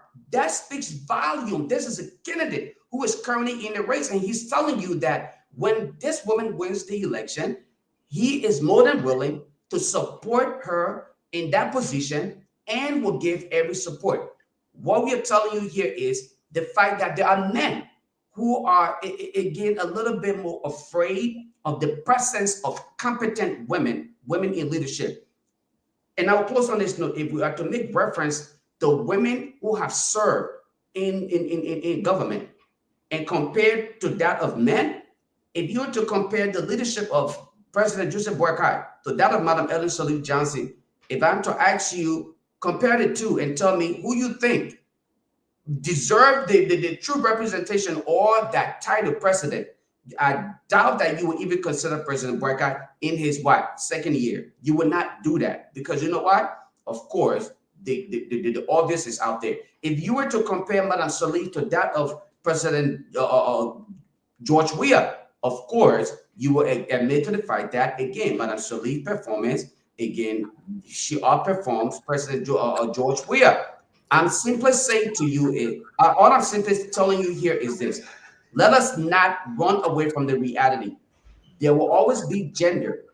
The issue of gender differences or whatever it is, it will be in existence. But what can they bring to the table is why I'm telling you, Madam Gongloe is ready from the day that she decided to serve her people, from the superintendent position to now where she wants to serve her people at the Senate. And she's looking to represent every gender and make sure that the interests of the people is heard and is truly represented, not just simply talked about, but truly represented to its fullest. And that's why she's saying, give me the opportunity, give me the chance to represent the people of Liberia, not just Nimar County, because there are diverse group of people who live in Nimar County.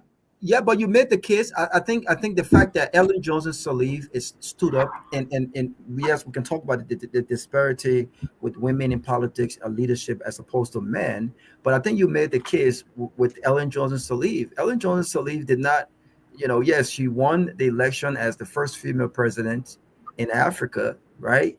But she did not succeed based on the fact that she was a woman. She succeeded based on the fact that based on her competence, and I'm not a big fan of Ellen Johnson Sirleaf.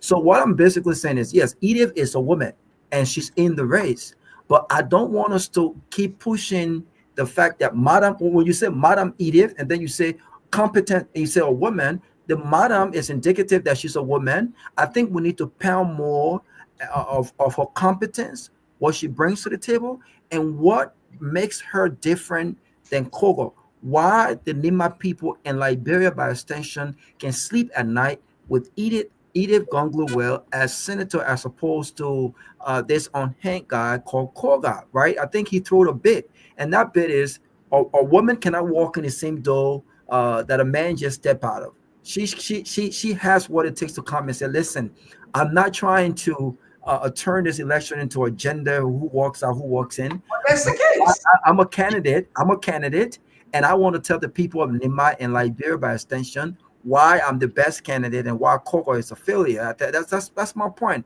Edith can do that without the continuous pounding of the fact that she's. But again, you can. All right, guys, we gotta go. It's 25. We just got 4 minutes. Let's do our closing real quick. But before we do that, our special guest tomorrow will be the presidential envoy, Mr. Chris Oniniga. He'll be appearing tomorrow on the Closing Action. We'll talk about the recent visit of the special delegation from Burkina Faso to invest in the textile industry. So tomorrow we have special presidential envoy, Mr. Chris Hayes Oninga. He will be talking to us tomorrow if you are guest. But guys, let's do our closing 1 minute each. Radio, the guys are going to be leaving the radio station. Let's get it going. So let me close real quick. Thanks to all of you. Thanks to those who criticized my statement.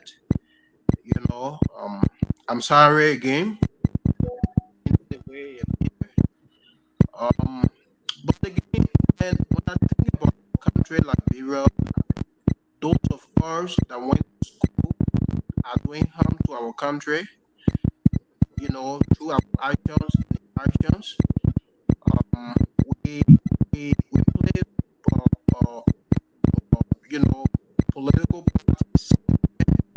We are not looking at competence and looking at people qualification. You know, if people speak of nationalism, I think they should be looking at the credentials. You cannot have Edith Gongloe in election. You say you are a nationalist. We can hear Sarah. So is it me? You can't get me? Yeah, your phone breaking up. It's like something making noise. Oh, Yeah, okay. So I was speaking on the issue of patriotism. There are people who say they are patriotic, and when elections are around, they are controlled by political party interests. So I said we are doing harm to Liberia, you know, and the presence of Mike Bloom in that election, Mike is there for purpose. And the purpose Mike is there for is to ensure that you know Mana Edith or Koga, either of them, you know, loses the election.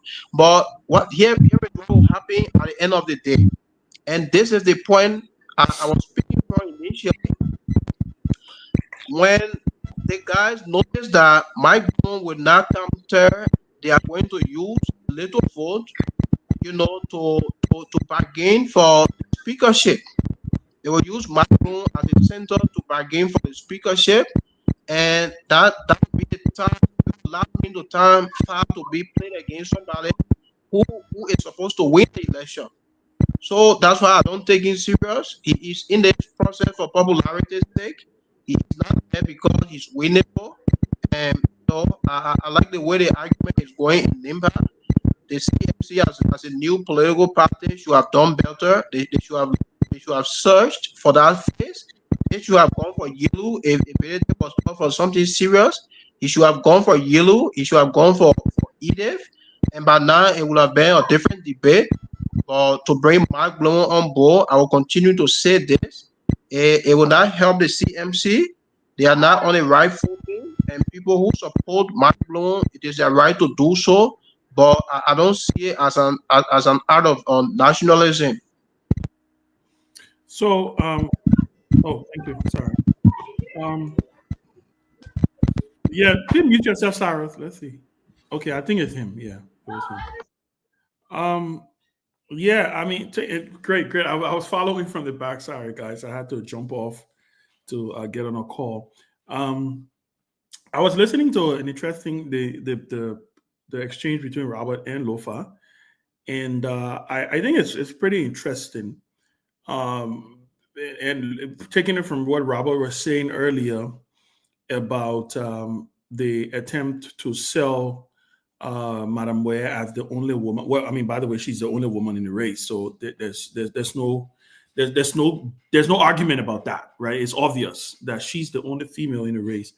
But I do understand and I do agree that I think there's so much more substance to Edith Gongloe Ware than just being a woman, right? Than this notion that that let's give a woman a chance. Let's do this. Let's it may sound a little sexy. When I say sexy, no disrespect, sexy in a sense that it makes it look good. That we are here for female empowerment. We have to make sure we get the fourth, because I think there's three females right now in the Senate. So if she does win, she gets to become the fourth. But again, like I said, if I'm going to support Edith Gongloe Ware, I'm not going to support her because she's a woman. Because I remember clearly people were campaigning all over Liberia the other day to put Boto Kane in that legislature. I mean, in that Liberian Senate. And since Boto Kane got in that Senate, she has done absolutely nothing. Zilch. Absolutely nothing. I mean, there was women protesting across the country because I'm sure you guys remember the Boto Kane saga, where she had this. I mean, there were a lot of, to her credit, there was a lot of bullying. People were trying to bully her in Bapolu, but it was the same movement that everybody, all the women led this movement about, because she's a woman, we have to get another woman in there. We have to make sure. So since Boto Kane has been in that Senate, I cannot point to one signature legislation. I cannot point to one advocacy on her part. I have not seen her stand up for even women issues, but where the women were protesting and standing for her. So I think there's so much more substance to Edith Gongloe Ware than that she's a woman. And I think, and this is credit to Lofa. And the last time I listened to his show, they have been pushing. I did listen to the telethon you guys had yesterday. I think it was very impressive with some of the pushing of her record, talking about the things that she was able to accomplish. And for the record, I have worked with Edith. But again, like I say, I really do believe, I forgot. I'm trying to remember which woman ran a campaign and was very intentional about not saying, vote for me because I'm a woman, right? I don't want her to make that mistake or her campaign to make that mistake, because at the end of the day, there is a lot more to her resume than her being a woman. On the issue of Mark Bluin, I think Mark presents, to a certain degree, a breath of fresh air. He's young. He's he's passionate.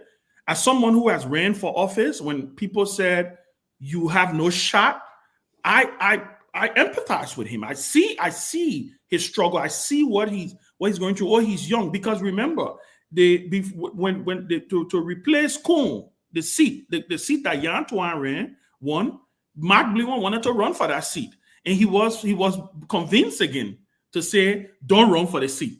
Wait your time. Wait your time. This is what typically they say to young candidates in Liberia. You're still young. Just wait small. Let get it. People forgetting to understand that this is a 9-year job, right? By the time you elect a senator 2 times, that's a child being born and a child becoming an adult. When you even just put it in that way. So I think people have let me interject real quick. He was being paid by Kuhn. That got him. Well, all right, guys, let's do our closing. We went ahead of time. Let's do this closing. Yeah, I mean, I don't have any evidence about him being paid by Kuhn, but like I said, I do know he was told there was this campaign about, and he has just said it. I heard him on one of the other stations saying that he was asked to not run. So look, I think in the end we pray for a fascinating election. We believe the best person is ultimately going to win. I personally don't want Kogar to win because I think I don't see why he will deserve what makes him deserving of a Senate seat when he has been a representative for 3 terms. But then again, you can raise the argument, why has he gotten elected for 3 terms, right? So let's wait and see. I want to hear a fear. I don't know if there's a debate that is planned among these candidates. I hope for maybe there is one. We will hear what they will come on the stage together. They will be contrasting, and people will be able to get a clear picture of what is what the people of Nimba it will be looking for to be replacing Prince Johnson at the Senate. You know, that those are just my thoughts. So let me close. Yeah, Robert, go ahead. Okay. Yeah, let me close. Fascinating. I wish we had more time to talk about this, but hopefully tomorrow is great to be back on. But again, I think that I wish the people of Nimba all the best. I wish them all the best of luck, because I think this election, I think in many ways, is about control. It's about control. It's about ego, and it will be very, very, very interesting to see what happens if Kogar wins. Who gets that control between Kogar and the vice president? I don't think that anyone, doesn't matter who wins the election in Nimba, will ever have the kind of control Prince Johnson had on Nimba. That for one, I'm very excited about, because it has played an integral part in our presidential election over the years, and so I see a lot of dynamics to what to come in Nimba. In this election and subsequently 2029. But generally, we got to do better as a country. And this whole traditional politics, I believe, will remain. But I got a message for those who would like to use traditional politics to scare other competent Liberians. Just because I can't speak Bassa, you would not scare me from participating in Bassa politics.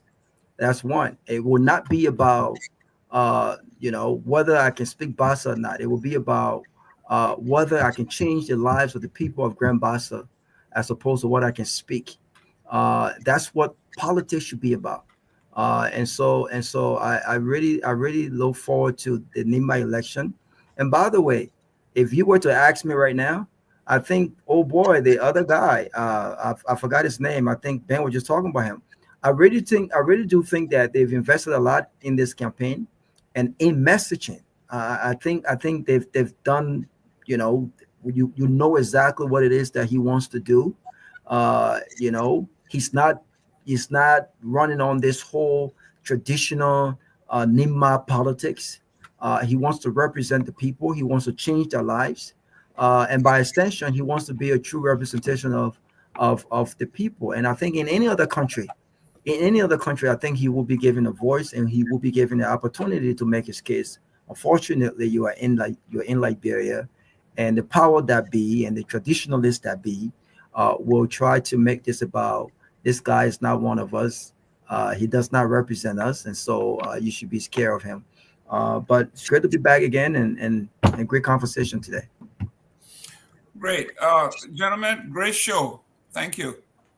Whoa, shortest closing ever. I know, right? Retire, that's all. Yeah, I'll see if I can. The chairman said that, we have run out of time, that's all. Okay. So let me just do it quickly. I'll say to Lofa, and I know he's up on his game. I'm not knocking on him, but if I were to answer Robert about Edith, I would quickly roll off my tongue what Edith is. Leave out the whole female. The female card, I think she already has that in her pocket. You want to now add value to that ticket, enrich it, and then I would just go ahead and count all what she is. So I maybe you should take your little cue cards and put them in your breast pocket. But I think what is also happening in Nimba is a test really for who can tilt Nimba. I know people are saying, Prince Johnson has left. Nobody may never be the godfather as he was maybe for a very long time. But I think people are really watching who will come 2020, because right now, don't mistake this for anything else other than the fact that the seeds for 2029 are being planted. Who is going to sway Nimba in their corner? And I think the VP coming out so openly, I think he has exposed his hand. It would be very, very difficult now for him to pull back. We're waiting to see. He's straddling MDR and UP. I don't know how he expects to pull this off, but it's like he's pulling himself in two opposite directions. So we're watching. This will be very interesting, but thank you again for the opportunity to be here. I hope to be with you guys tomorrow. Mr. Nimba, please come back. Please come back. You got your closing. So yeah, in closing, I just want to again say to Mr. Namwe, and I totally agree with the position on the gender card, and Madam Gongloe will be the first person to tell you when you are opportune to sit and talk to her. She's like, I'm not looking to play that gender card because I come with what it takes to represent the people. So it's not about the gender card, but if we are to look at the society that we find ourselves in today, you cannot disregard the reality on ground. And I think if you are to listen to the propagandists today who are spewing out all of the rhetorics, the attacks are not going against anybody else, but all of their attacks are going against Madam Gongloe. Is it because they are afraid that she's competent and she's bringing a wealth of knowledge and understanding of good governance and her idea of true transformation to the table so that she can help, at the House of Elders, so that she can help transform that house? Is it why everyone is attacking this lady alone? I don't understand that, but the reality remains that she remains one of the most competent of all of the candidates in the race who are claiming to desire to represent the people of Nimba County. And of course, her record will speak for itself. It should not be based on gender, and that's why I want to agree with you in totality. Yes, it should not be based on gender, but the reality remains that yes, you cannot distance her from the fact that she remains a female. Not only is she a female, but a competent female. And then I bring in the case that Robert made earlier about another female who was elected, and it was based on gender, and she proved to be as of now, I will not say incompetent, but Ben said she is yet to prove herself worthy of the position that she serves. So we cannot simply say, okay, this is what it is. We must actually be able to add both aspects of it and say, yeah, it is true that a woman should be able to serve, but competent women should be able to represent the people of Liberia. And Madam Edith Gongloe is not only looking at Nimba County, but she's looking at the bigger picture of Liberia in its totality. We deserve good governance. We deserve good leadership. And Madam Edith Gongloe is ready to face the truth and the time to say, I am ready to represent the people of Nimba County and Liberia in this totality. Yeah. One quick thing. There was an issue. I want to make this public announcement. There was a backdoor issue with the whole 6 and the number of people coming on, and it's been corrected. I think there was an issue with from process, but strangely I corrected it. That's why you can see I came on. Lofa, you saw me in the background, in fact, right? I did. Yeah, so it's all good.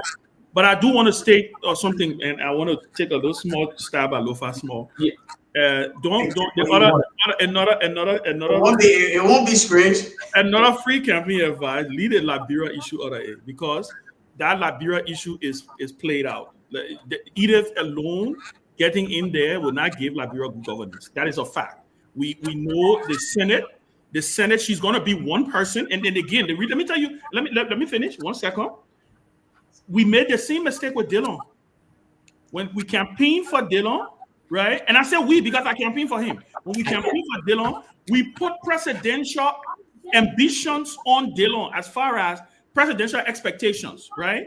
So that by the time Dillon went to the bathroom to turn around, we say, oh no, Dillon got to do the 30 point. Nana Robert can't even, by the time you call Dillon in Robert. No.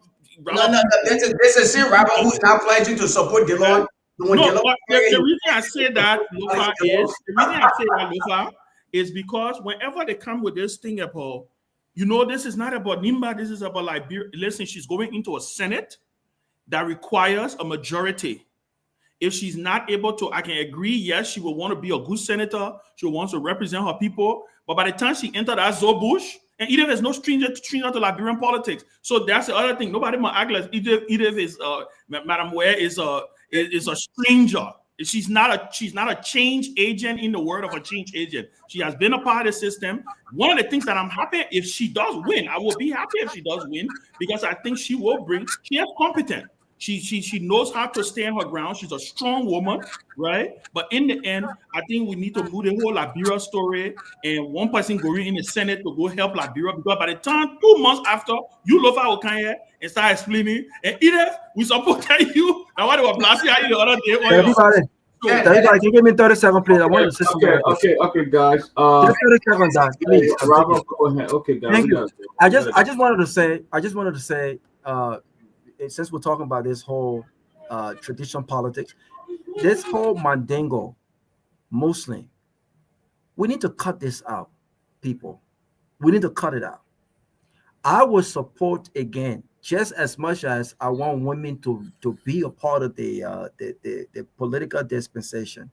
I will support a candidate, not a woman candidate, because she's a woman candidate. I will support a competent candidate without thinking about whether or not he or she is Muslim or Mandingo. We need to stop this nonsense. This is the reason why we're not moving forward as a country. There are competent, well-meaning people who does not necessarily subscribe to our religion.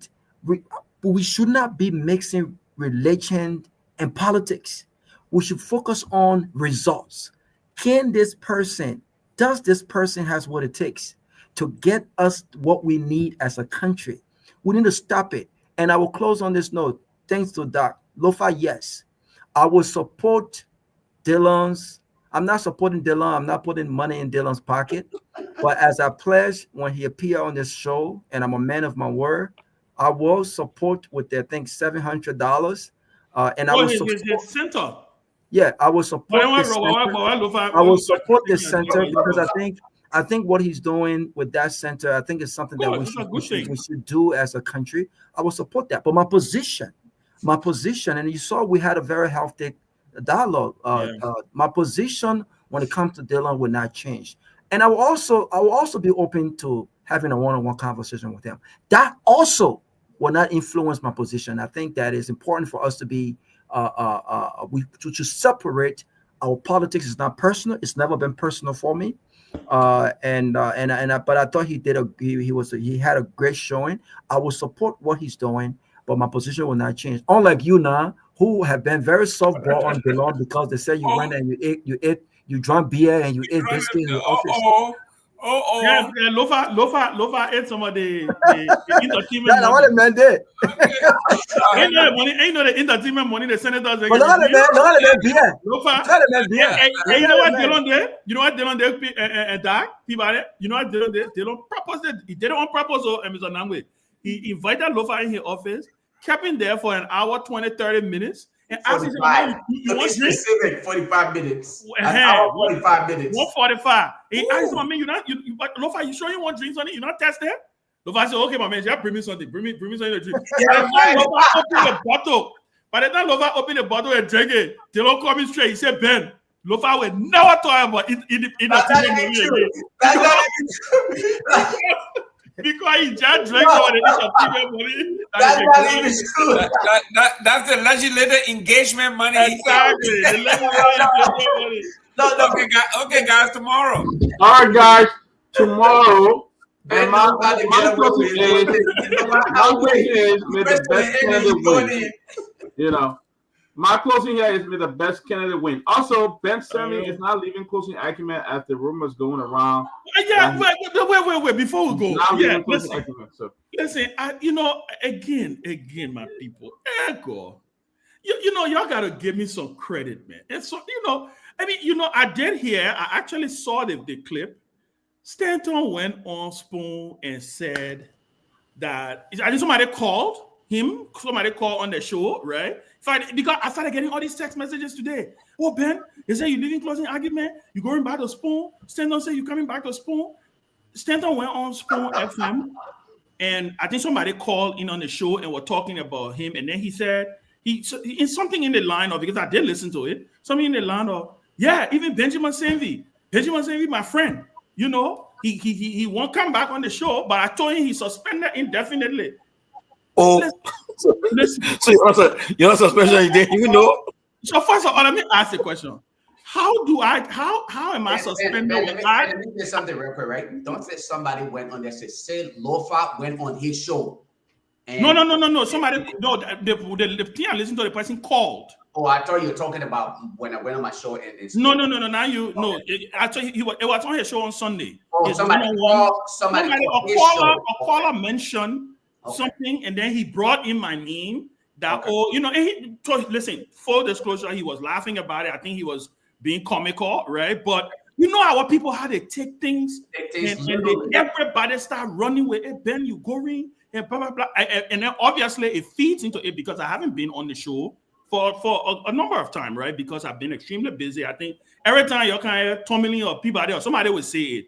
Ben, the reason Chairman Ben is not here is because he's really busy, blah blah blah blah. So I just want to say it to you. First of all, I said it earlier. I think Stanton missed us. I really do believe he does. And I'm sure he's going to watch this. I really believe when Stanton sits and he look at his screen and he thinks, he's like, damn, my guys that were here, those guys, we had a good time, right? We built something, especially when he thought about how when we went Liberia, right? I mean, the access, the prestige, all of those things. I think he really does miss it, right? And for him to go on his show again, like I said, he was laughing, so I'll take it with a grain of salt. I mean, I don't have any bitter feelings or anything like that, right? Exactly, saying that I called to beg him. First of all, I haven't called Stanton with us, so I don't know how I would beg him. The second thing though is we left Spoon. I shouldn't say we left Spoon. So how do you leave and then you under suspension? How do you leave and then you suspended? I mean, I'm trying to understand. So, but just for record, we are careful as I said right here. We are bringing Tomalin also about it is a difficult one. Easy. So that's what I'm saying. So I just want to say full disclosure, right? My days on Spoon are history. It was a great ride. I'm extremely proud of what we built, right? I'm extremely proud that what we built is thriving. That's the true meaning of institutional building, right? Where when you leave it lives after you, right? Other people can come and they can. But why the thing I always wonder why the thing Peabody, I don't understand. Every time they always think Peabody is the difficult. Why they think Peabody is the difficult? Can figure by the way, Tomalin, Ben, and Peabody, they're not coming close to Spoon. We will check out everything. Don't even try it. We'll check out everything. Robert, are you saying if Stanton would appear on here, you're not going to support him? No, he can come here. Stanton can appear. He can come here. I'm asking Robert specifically. Yeah, Lofa know what he's doing. Oh, Lofa won't go somewhere. Yeah, Lofa. You're not going to support. If Stanton say he man, and he chairman and CEO, he won't come here. He can come here. He is welcome here. But he should also be willing to listen to me, look him in the eyes, and say, Mr. Criminal and Convict. He's not going. He's coming. Anyone can come here, but they will get it. They will get what's no, but in all fairness, no, but maybe we'll have the Spoon reunion on the anniversary of Spoon. Maybe. No, there's no anniversary of Spoon. Tomalin, none of that. No, but in all fairness, like I said, look, I know, and because people have really been sending messages, texting and calling, And everybody's, oh, Ben, they said, I said, really? Y'all, I mean, by the way, I don't even have time. Half of the time, I don't even have time for closing argument.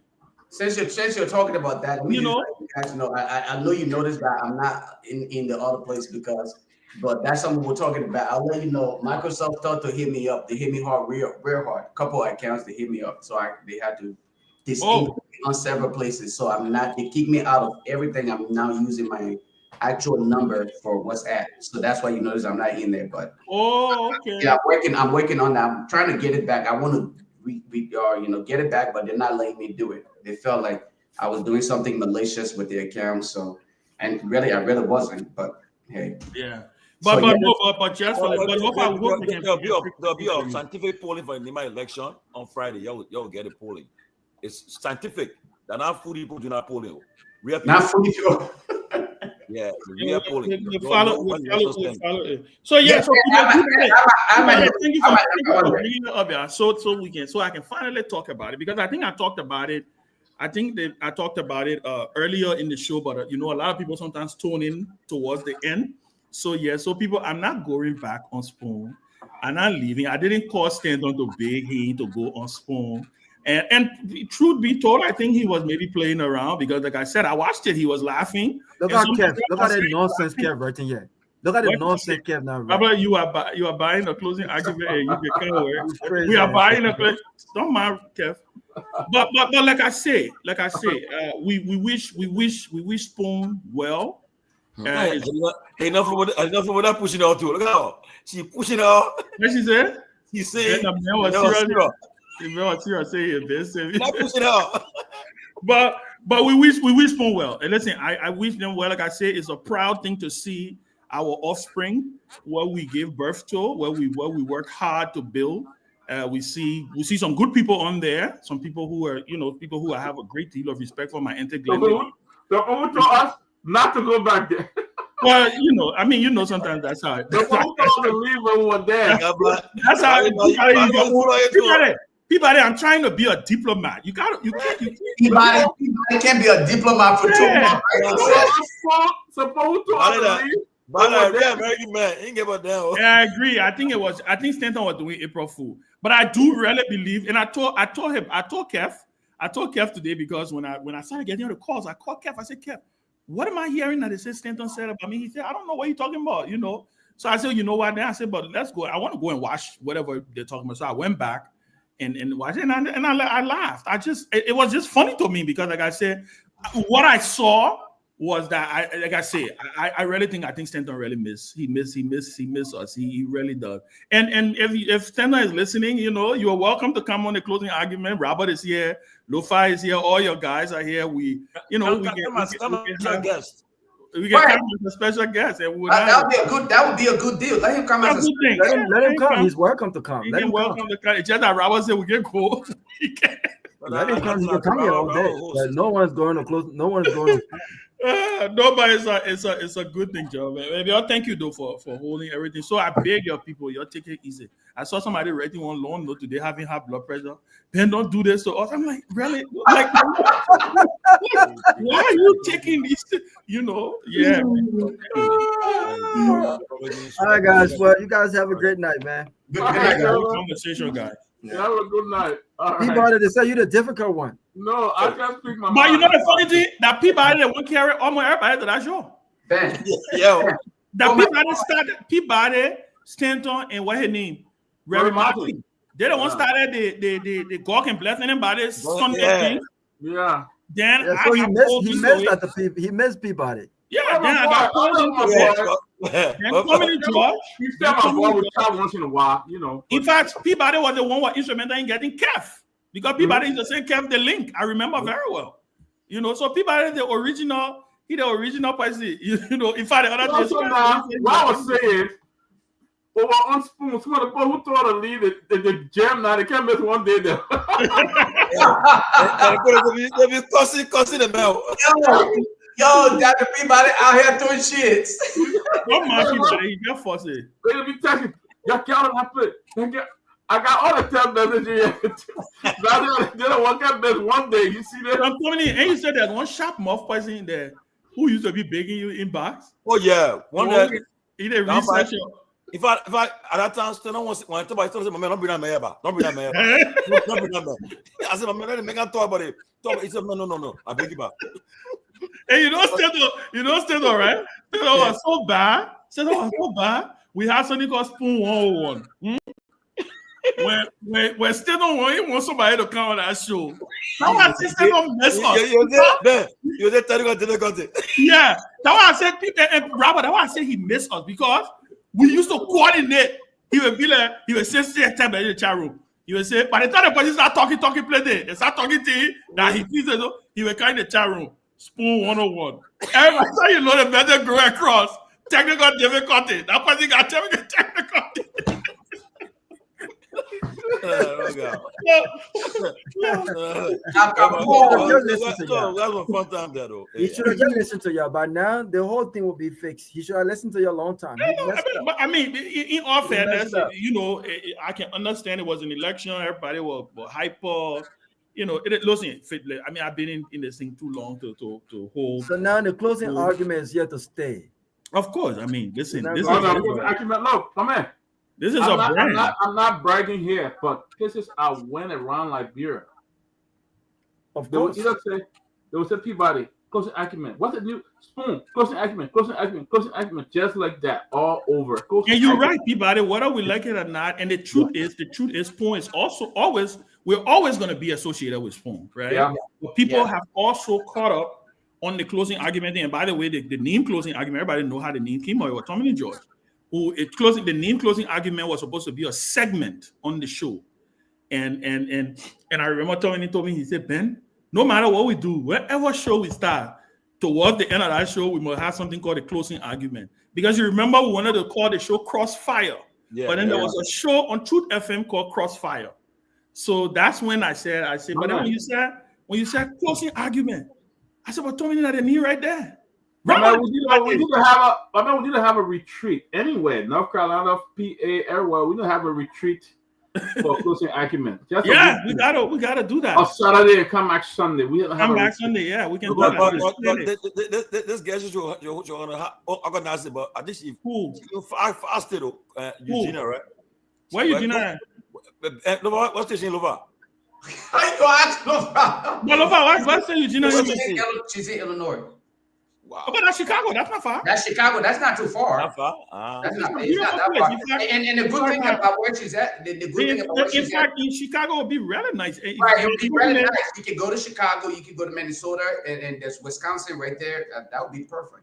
My company headquarters is in Chicago. I go there all the time. It's a beautiful place. It's beautiful. I would love us to have a reunion in Chicago. Yeah, I mean, Chicago is nice. Yeah. I want to give the opportunity to other fans that live closer, from state. So maybe in the tri-state area. So let's do the first one in the tri-state area around where you guys are. Me and Lofa would drive. Lofa led driving business, so I would just go to, because the only man I know that I can drive from North Carolina to New York. So I will leave halfway. By the time we get on the route, I said, Lofa, I don't want to do that thing. I will go. My highest driving at 4 hours. Not more than that. Big. Kev said we might include Spoon in the radio too. Yeah, Kev, you are invited to the closing argument radio. You are founding. Well, let me tell you one secret now. You can't get that with Kev. When Kev key on Spoon, right? Yeah. There were time the structure. When I send the link to Kev, yeah, so I was sending a link to Kev. That Kev will call that. How am I making on? Nobody would talk. And nobody would talk. So how you gonna link? Nobody would say. Bro, that's still no boy. It's a bad boy. Bro, me tell you something now. You're still all right. You'll meet your guest. You'll hear a guy will talk good. They'll talk good. Say, my man, a guy will be happy to come on the show. When come on the show now you mess with you. You send message to somebody else.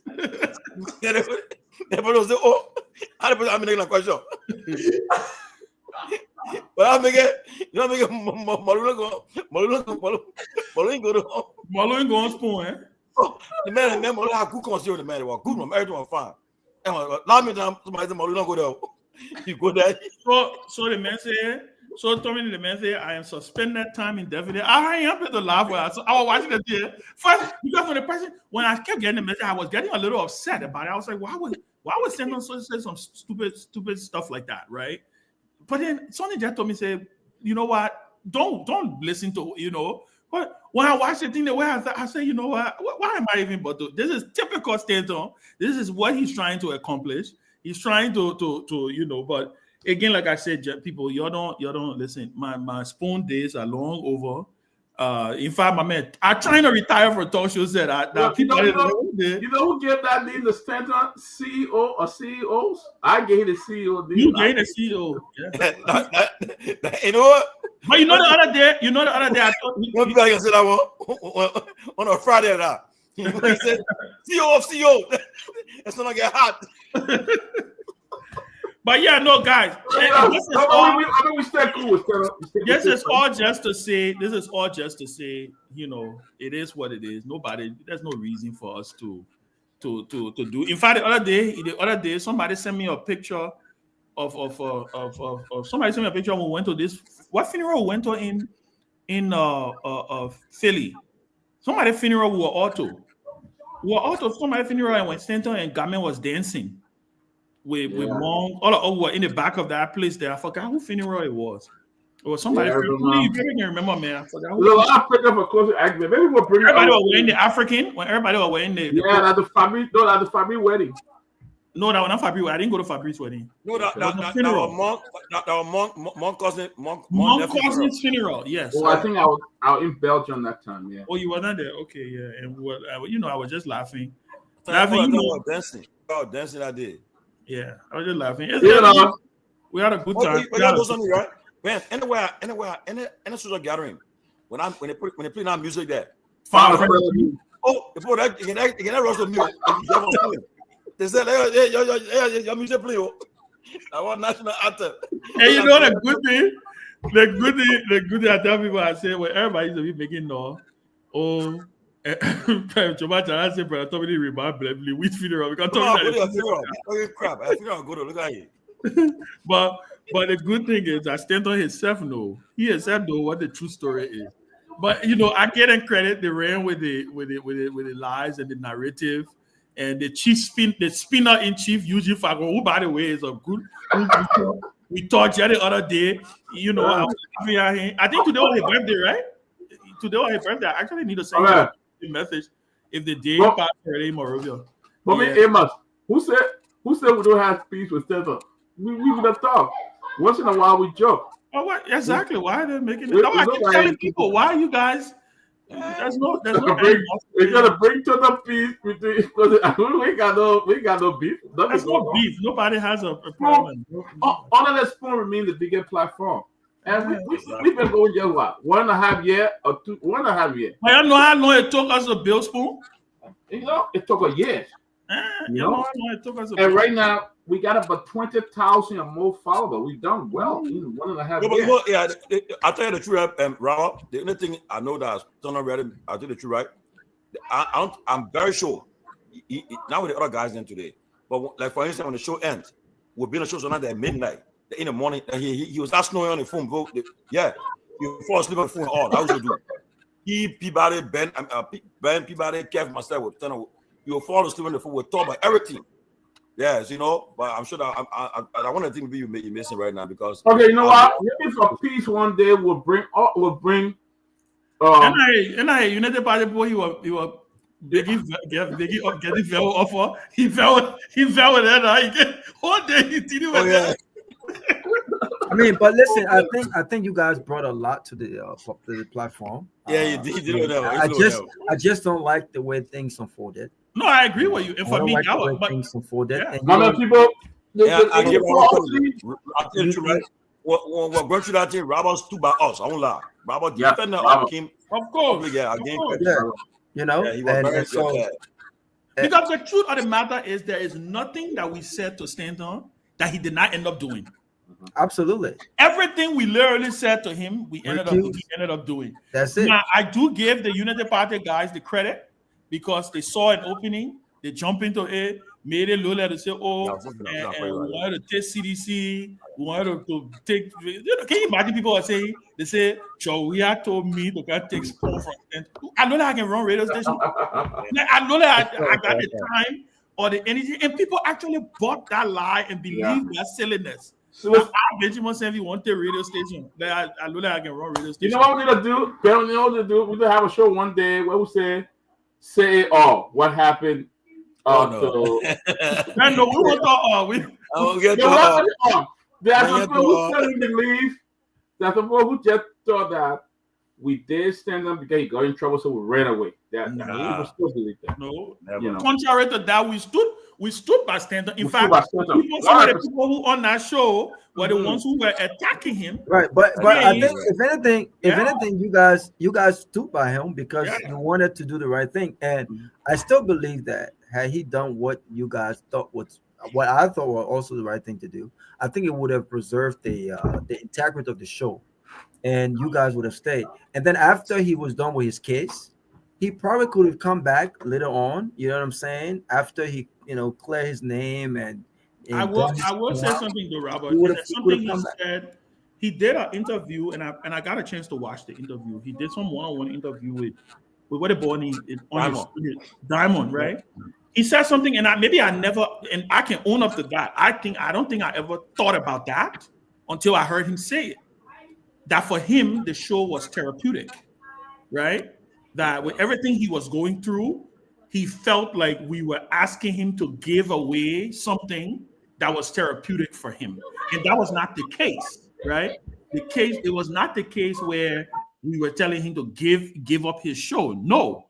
The thing was, some of the things we talk about, we say, let's move the pictures from on the flyer. They ended up doing the same thing, right? You take a step back, take a little break, because we were being hounded on a daily basis. When you're talking about Senate kids, when you're going to talk about Senate, that's why I said some of the same very people that sit on that platform today. And some of the topics really contradicted a lot. Exactly.